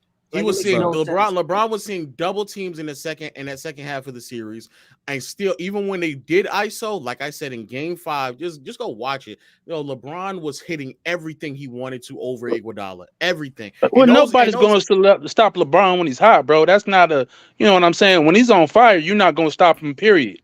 Can I highlight a comment real quick that's in the chat? Yeah, go ahead. This guy's lying. He's lying. So I was just about to talk about those tracking numbers are completely off. You can go watch that Game 5 that I'm referencing, and in that game alone, LeBron scored like 10 shots on Iguodala. In that game alone. The reason why I know, but people run with this idea that the tracking stats are when Iguodala was defending LeBron. Got you. I got LeBron shot 11 and 46. The reason why it looks that way is because when Iguodala was the primary defender and they were sending help or they were rotating hard on LeBron and he missed, that would still go to Iguodala, quote unquote, locking him up, even though multiple defenders are the reason why he missed the shot. That's 100%. Why you have to watch the games. Iguodala was nowhere near close And then Dub, No, if no. you, if, Wait. if you were I basing it- need to address Low. Why are you harping on Game 5 so much and forgetting what happened in like Game 4 and Game 6? Dub, we can go Game 4. We can go to every game, Dub. Curry outplayed him. No. Regardless of We're the not talking only about one no. game. He's talking about LeBron getting It's buckets not on Curry LeBron getting buckets outplaying on Iggy. any- That's what he's talking about. Like I know, but what I'm saying is, if Game 5. if You keep if bringing you up use Game 5, but it's the like reason LeBron could've just been on in that game. the reason why I'm bringing up Game 5 is because if you use the tracking numbers, it says that he shot 11 for 46 on them. I'm saying that those are not an accurate representation because in Game 5 alone, you can see him score like 8 to 10 points, 8 to 10 field goal attempts. That's all I'm saying. Okay. And what I'm saying is the reason why it's not accurate. The reason why it's not accurate is because they don't take away when double teams and help is being sent. It's not like they make it they represent it as like he was on one-on-ones. He shot 11 for 46. That's not what happened. It's nowhere near close to what happened. I know how we can debunk all this. Just go watch Mars's video. It was a great video. Facts. Watch Mars's video. Watch Lowe's video. Watch every video. I watched Mars' video. I haven't seen Lowe's. I watched Mars' video. But Mars' video didn't give me the full picture though. I can't. It was too short, bro. It was too short. Go watch mine. Mine's is better. Exactly. Low has one too. I'm a big fan, Mars, but the video was too short. It didn't delve into enough detail for me. But I appreciate you though, brother. I appreciate you. Go watch mine. Mine's is better. It has more info. It has actual clips. It has examples. I had the articles that I'm referencing to you right now. Okay, I have the quotes from Curry that I'm referencing right now. I actually tracked every single last point that Curry was responsible for. Okay, low showing off right now. Low showing off. Mars, if it was a science project, bro, you would have got like a B-, bro. I didn't get enough effort in there. It was all good, factual and everything, but I didn't get enough effort. He got clips and all kind of stuff with it. Bro, step it up, Mars. Loads of show off. That's what. Hey, Dub, like the production thing we're talking about, like when you're saying just stats, that's like saying Curry was a better defender than Iguodala that series because he averaged more stocks. Like, No, it just that's makes not. no No, sense. because defense. People rate defense mainly on what they see, and there's moments where they seen Andre Iguodala. So What they went with saw that. was ESPN putting up graphics. That's what they saw. What they saw was ESPN. That's what they I saw. remember what ESPN were pushing mad agenda. I get it. Yo, listen. Y'all can't discount that. Iggy played great defensively in that series. Nobody's Yes or not no? saying that. Nobody's Oh, saying that. okay. So a guy who played great What was more valuable? Oh, What Steph was- was always more what valuable. was yes. more- what was more important to valuable their success? player. Yeah, what was Most more important to their valuable success? player of the You see? series goes Okay, to you see? Steph. What are we I'm doing? asking Dub. That's not their criteria. What's the question? What's the question? What was more important to their success? Iguodala on LeBron or Curry? Curry carrying Curry. the offense. It's always going to be Curry. Okay. It So will it's forever Curry. be Like, Curry. there's no discussion. No, but like, yo, you keep always forgetting that the That Finals specific MVP. series- Yeah, I don't think that's fair. I Finals- don't think that's a the fair question. The Finals MVP is always strictly based off production. It's not. That's a fact. That's a It's not fact. always. Oh, It's no, not that's always. not Doug. It's not James always. Worthy got Finals MVP strictly off Game 7. James Exactly. Worthy strict. It's What was not it? always. 1987. 1987. James Worthy got Finals MVP strictly off of Game 7. There's no way you're saying Magic it's always Johnson got it over Kareem. Game 7 was the most important game of the series. That was a deciding factor, Mars. Who cares? Yeah, I agree. Right. But if everyone knows Magic Johnson was the best player in that series, James Worthy got it because he had a great Game 7. Yeah. 1980, That was important, right? That's can fine. be It doesn't make him important. the It most can be valuable player of the series. It makes him the most valuable player of a moment, which Why is do what we're pe- saying. why do Dub is people- saying it goes off the production of the whole series. Why do people? I'm giving you Yeah, an I don't agree example. with that either. I don't agree with the production. 1980, Magic Johnson got it because he played well in the Game 6 where Kareem wasn't Oh there. my That's God. Just because a player That was stepped up, I was doesn't like, mean you have to whoa. discredit That the was You like said this. 30 You said that's how years it's always ago. been. 43. Yeah, it's You not said always that's been how it's like that. always Throughout been. my lifetime, yes. I think that's So how now they've we're- always done it. So why did Kawhi? Why did Mars, and Kawhi? you notice it changes decade by decade. That's what I There's no said. criteria. Come on, Mars. You know Why did this. Kawhi win it in Because 2014? you said that's how it's always been. Now That you're was my changing it to question. now. Why- Why? I 'Cause think he didn't lead them. He didn't lead them in scoring. He was didn't lead them in that assists. close. He hit What the are you talking shot. about? But he didn't do it though. It's production, no? Yes, a guy who Okay. played good defense. On top playing good defense was, I think it was top 2 in scoring, right? Top 2. He was top 2 in like assists as well, right? No, he was not. No, he No. was not. Tony Parker was there. Then It who was he? Boris Diaw, Tony Parker, Manu Right. Ginobili. All three were, and not just like slightly Yeah. above. They had double the amount of assists. Kawhi wasn't getting assists. He was Kawhi not was- getting Rebounds. Kawhi was playing. Oh, there you go. There you What go. about Pivot, rebounds? He was pivot. top 2 in Was rebounds, he top 2 in rebounds? No, Dub. He still wasn't that either. No. Let's try it again. It's not a Let's try it production. again, Yeah. Dub. He was the Let's leading try it scorer. again. He Come was on, not. No, he was Tony not Parker the was the leading scorer. He Tony was Parker was the leading scorer. It was 18 to 17. He ain't What are leading, y'all talking Dub. about? He ain't leading. What are you talking about? The production would Parker- suggest that Tony Parker. Production would was say to Tony, he wasn't top 2 in rebounds. He wasn't top 2 in assists. Yeah. He was top 2. He was top 2 on blocks though. He Oh was my number, God. He was number 1 in blocks. He was number 1. Let it go. Hit the eject. Hit the eject button. We're not done. Because he led them in blocks. He was the best defender. He was top 2 in steals. Let's keep going. You want to stop? Let's keep going. He was top 2 in points. And then rebounds, he was top 3. There you go. Move the goalpost. Let's wind it a little bit more. You see? Wait, Lo, let me say this. You Curry see? was Come on Curry now. was number 1 in points. He's Curry was reaching. number 2 in Curry was number 1 in points, number 1 in assists, number 1 in steals, I believe. He was higher than Iggy, so I believe he was number 1 in steals. He had one less block than Iguodala, and everything else he cleared him other than. Oh my God, Dub. Like, what are we doing, Dub? What are we doing, Dub? What are we doing? Iggy was top 2. Iggy was top 2 in points. He had more rebounds than fucking what's his name? Stephen Curry. Barely. He was only 2 assists away from fucking what's his That's name? 2 assists a game, Curry. Dub. That's a 2 lot. assists And a then game. steals, and That's then a he lot. let it was blocks. Come on now. No. But Dub. the gap in total blocks is closer than the gap it is. He left. Yeah, there you go. Hit the eject. Hit the eject. I was wrong. I said I was wrong. It's propaganda, Dub. It's all propaganda, Dub. It's not propaganda. He was on the wrong hill. He was on the production hill. That's all. He was on the wrong hill. He was on the production hill. Iggy deserved it. Iggy deserved it, but he on the production hill. That was the wrong hill to climb on. That was the wrong hill to climb on. You died on that one, brother. That's tough. Boy. That was a real bad hill. I'm not gonna lie. Yeah, I got off that one real quick. Nah, not production. Yeah, I should have got off. Iggy did deserve it though. Iggy did deserve it. I thought he did. I'm not gonna be like. I'm not mad at it. I'm not mad at it. I'll say I that. think we can say Iggy played great without lying. Without saying he deserved it. You can play great without deserving something that should have. Like Andrew Wiggins played great in the finals. Exactly. He didn't Like deserve that. it. Andrew Wiggins, like, come on, bro. Yes, Steph played at a higher level. Yes, than bro. 2020. Steph went nuclear though in the Right. finals. No, I'm not arguing that. I'm just saying. But we Dub, can this all what agree y'all don't Andrew Wiggins understand. played Why great. can't we just say that 2 people deserved it?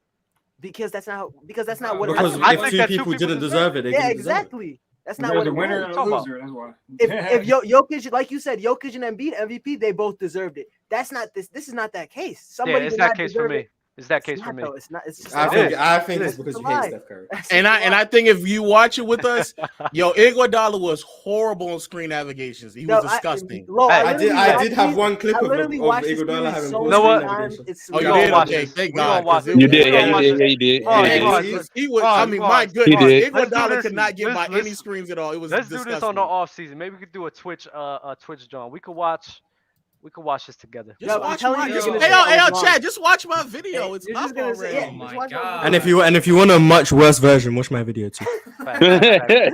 James Black with the super chat. Old heads. Oftentimes it's I their like Mars. failure. I like Mars though. Old heads Thank you. it's old heads oftentimes it's their failure to separate nostalgia and facts. Human condition will reshape a record of event due to emotional influence. I've been trying to say this, that like I don't want to say I know more because I'm going back and watching, but at least my opinions aren't swayed by nostalgia. I try to be as unbiased as possible when I judge any single player. I don't want to judge based on how I like. There's players my favorite players of all time are some of the players who, when I rank them, they don't rank that high. Like Tracy McGrady is one of my favorite players of all time. Kobe Bryant's one of my favorite players of all time.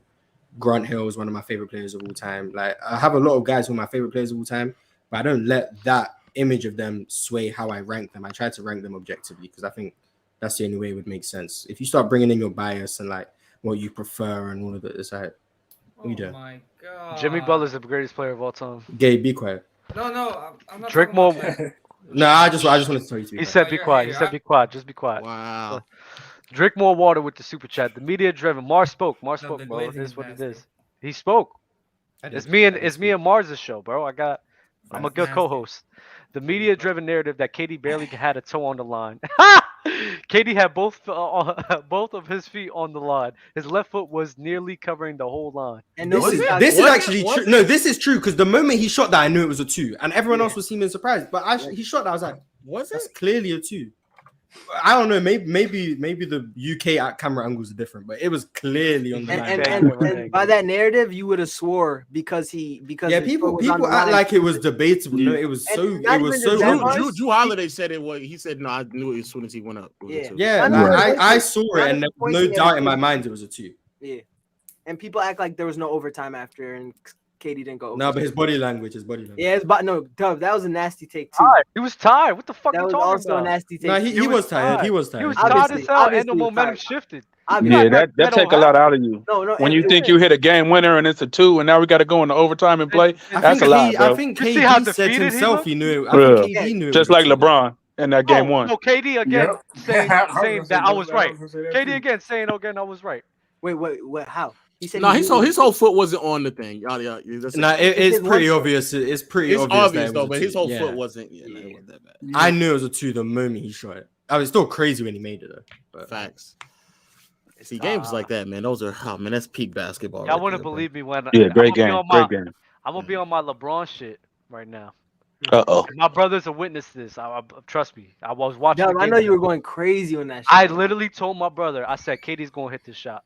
And they're gonna win and beat. He's lying. I literally said that. But they didn't do it though. But they didn't win. So I know, and I was so mad. Mad, bro. But he hit the shot though. Yeah, if you showed up in OT, maybe. Facts, Lo. Facts. Lo, how about you try going out there playing 40 something minutes? Bro? I'm not trying to make the argument to being one of the best players in the NBA right now. I'm not trying to do that. You can't do it. Watch your tone. Wow. Interesting. My bad. Interesting. Yeah. We're the old heads. We're the old heads calling Kareem the GOAT before Jordan went ballistic. Yes, indeed. I think the old some heads, still are. Yes. No. Now, do you know this from like old heads you've talked to, or like? Because a lot of old heads, man, them the old heads though. Them the triple OGs. Was Kareem even unanimously considered better than Wilt? And I'm just asking, was he unanimously considered better than Wilt? I don't think he was. I'm from LA though, bro. So I'm from the Los Angeles area. So they're gonna say Kareem is the GOAT, and I understand it. That's their hometown guy. You know what I'm saying? He won all those rings in LA. So you know what I'm saying? Yeah, that Kareem was the GOAT where I'm from. So I know a lot of people, they loved Dr. J. And then, Kareem, he retired throughout the time of Magic and Larry Bird.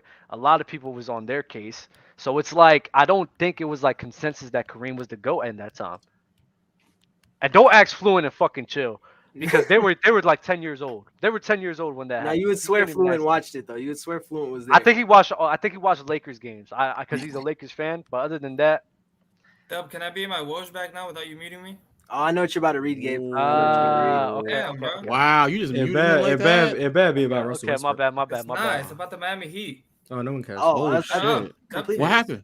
The Cavs may be unwilling to let Kevin Love sign with the Heat if he's bought out, which is some hating shit. That's so crazy. They just said they can do that? What the hell? How can you do that? I have no idea how. I'm reading it like that's what it says. Yeah, how was that Miami though? What is that? It says the Suns have interest in him though. So, but I don't. If you buy someone out of their contract, how do you? I thought that was it. Yeah, I have no idea. He's going to dictate to me where I do a my time. We all know he's going to Phoenix. Nah, bro. We gonna buy you out, but you can't go here, bro. It's the people. Did they officially buy him out? Behind the scenes. He's going to Phoenix. KD's building super team number 5. Yeah, they might not buy number him out. 5. I'm just saying a number. I'm just saying a random number. KD's been on one super team. This is friends. This is definitely. I feel another super chat from Q Spades. Bron should have won Finals MVP over both of them in 2015. I'd rather LeBron have won it than Iguodala. But to me, if you lose and win Finals MVP, that loses all credibility of the award. Like Jerry West won it is the first ever one. I'm like, okay, exactly. I don't think it does. You're the same guy that doesn't like winning bias. I just said Jokic shouldn't have been the MVP because he was the 6th seed. You think I'm going to give Finals MVP to someone who lost? Why not? Wins don't matter, right? LeBron was the best player in the series. The award, the accolades, No way do you get it if you lost. No Why? way. I still think because the same narratives reason I of the don't think old heads, Jokic. right? The same reason, no, because I don't think you should win an award if you Shouldn't lost be rewarded the for losing. series. That doesn't make Exactly. sense. Makes no That sense. that just genuinely doesn't make sense. And he was so even if I why think doesn't- LeBron was the best Why player. doesn't it make sense though? It's because of what? Usually, the precedent of the award would be the main reason. The precedent of the awards suggests that if you lose, you should not win the And who award. created those precedents? History. The 76 What's the times point, John? before What's that. the point? What The is the point point? is, if we're talking about changing the old head narratives, changing the old head's way of thinking, I mean, the Why precedent aren't we is open to the changing. The idea? precedent is changing. That's why Russell Westbrook won No. the MVP, and that's why Jokic has won the MVP. Like- as a like sixth people- seed. Right, people right. talk But about you it can't be changing. most valuable and lose in When- the finals. What is your value if you didn't win? I mean, I it's not don't like that. necessarily, Not I don't like that. necessarily agree let with me that. ask you but- this. Right. Who is If you more didn't valuable? win the finals, then your value was Hey, null and let me void. ask you to a I certain also- extent. You're I also valuable to don't- your team, Let me I but ask also you're not don't, I valuable also, in the I point. also don't think players want to accept a Finals MVP while the other team's celebrating and holding the Oh trophy. yeah. That's fine. That's fine. But let me ask you this, Ty. Let me ask you this. What's Ty. up? Who was the most valuable player in the Clippers versus Mavs series in 2021? The Clippers versus Mavs series in 2020. Luka Doncic.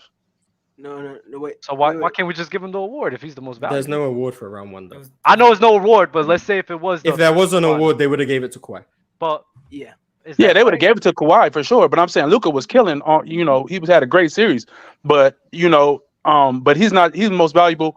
Not. I'm saying you saying the best player, not most valuable, right?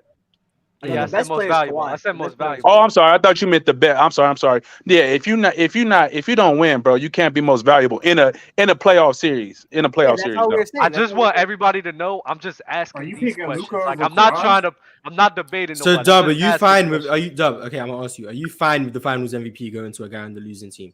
Like, would that bother you? It was just LeBron, honestly, in my opinion. But Okay, LeBron so didn't let's even- say watching that, LeBron. let's say hypothetically, let's say the Bucks make the finals this year. Giannis averages 40, 15, and 6. Oh my God. Loses in 7 games, and the team that wins the finals have no real standout guys. So it's like, I don't want to say 04 Pistons type, but something like that. Would you say Giannis should have been finals MVP? I wouldn't be mad at them for doing it. I'm not gonna lie. Would he be your finals MVP? On good shooting splits too? Yeah. Oh yeah, he might fucking be my finals MVP. I'm On not good 40. shooting splits, on 40? good splits. But 40? Dub, That's but you- crazy. But you I wanted to can't give do it, LeBron- bro. I can't do it. 40, but you want- 15, but and you wanted 6 to give is LeBron- crazy. but In a you wanted to give 7-game LeBron the series. Finals MVP when he was shooting 39%. Shaq didn't even have 40. 31% from 3 and 39% from the field is not Finals MVP. Hey, bro. Yeah, he was shooting like 70% from 3 on Iguodala, but I digress. Right. LeBron Nah, he LeBron locked was him just down, on a bro. different level, Hey. bro. They had to send everybody on him, bro. And it's production based, so he can't win it shooting 39%. So, Nah, he's the GOAT. LeBron was just inefficient in general in 2015 anyway. That's But that's people- another people thing, didn't and I wanna- didn't want to bring that up, but that's Yeah. another thing. 2015 is just one of his worst seasons in general. Like more than likely, he would have finished that series inefficient. That was just a bad year for him in general. If anyone has the time, watch the Bulls series in And still went to the 2015. finals. No, that weak ass. that weak And ass. still went to the finals. That weak ass. Did he play bad against the Bulls that year too? Yeah, that's why I was just the same year, watch the right? Bull- and the fact that David Black tried to Well, call and, the timeout and when also they you know didn't Jimmy have Butler. He's also Iguodala as well. Yo. Actually, we're gonna do an open that gym Bulls topic series. They next could have week. lost that Bulls series. I'm not gonna They lie. could have easily. We're doing Very an open gym topic next week. Does Jimmy Butler have an argument to be in the top 75? That's next week. That proves Jesus Christ. that's not. It's not crazy. nasty. Yes, We're he doing does. next week. Willie with the Hey, super I chat. have That a proves my question. argument. Bad narrative. Kareem being top 3. Wait, What you gotta say, Malcolm? What you about to say? first, do you think Clay should have been top 75? If No, Jokic maybe. keeps up this production within the next, let's say, 4 years, but doesn't win any championships, and Embiid wins 1, do you still pick Jokic over Embiid? It depends. It depends on if the reason they don't win championships is because Jokic defense keeps getting exposed in the playoffs, then I'd reevaluate and have Embiid over Jokic.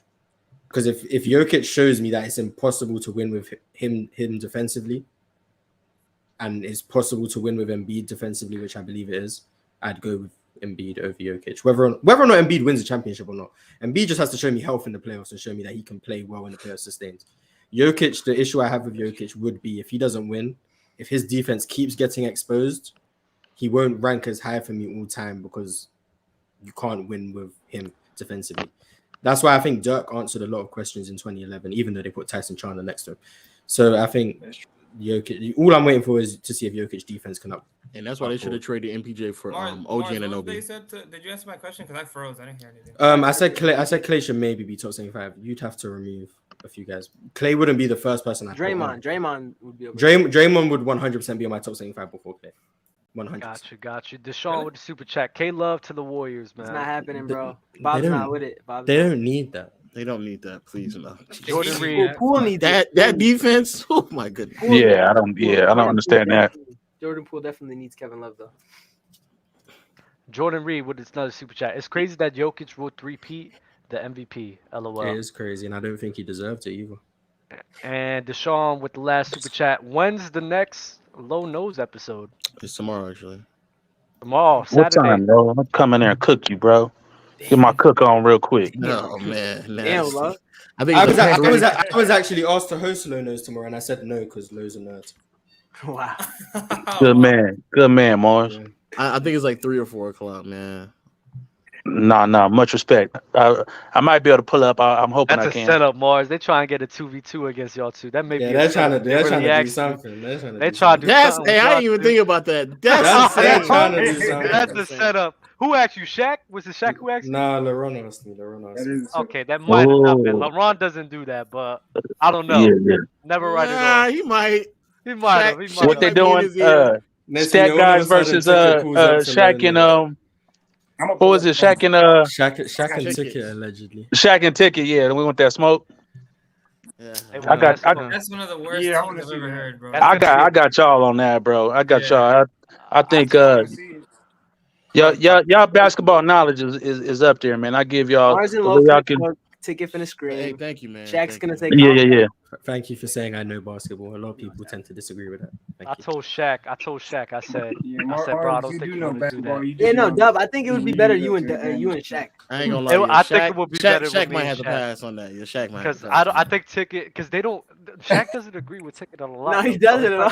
So I'm like, Shaq, I don't know why you would take this. I don't know why you would do it. It'll turn into a 3-1 real quick. I can't wait to tell Loaded tell him how Kobe's better than Tim Duncan. You ready for that? Kobe's better? You mean Tim Duncan's better than Kobe? No. Kobe's better than Tim Duncan. Who believes that? Everybody should, including you. But we'll do that on another episode, bro. Y'all be easy. Like the video, please. Dub didn't want to get we got 800. Yeah, Dub did not want to get cooked. Dub didn't want to get cooked. That second half was brutal, bro. That second half was brutal. It's like a Steph Curry second half. You feel me? Dub, stop lying on y'all here. Y'all be easy. Like the video. Show it to Low Nose tomorrow at you know what time, Lo? Hey, not yet, but I think it's like 3 or 4. 3 or 4 p.m. Eastern time. Tune in. Y'all be easy, bro. Dub, this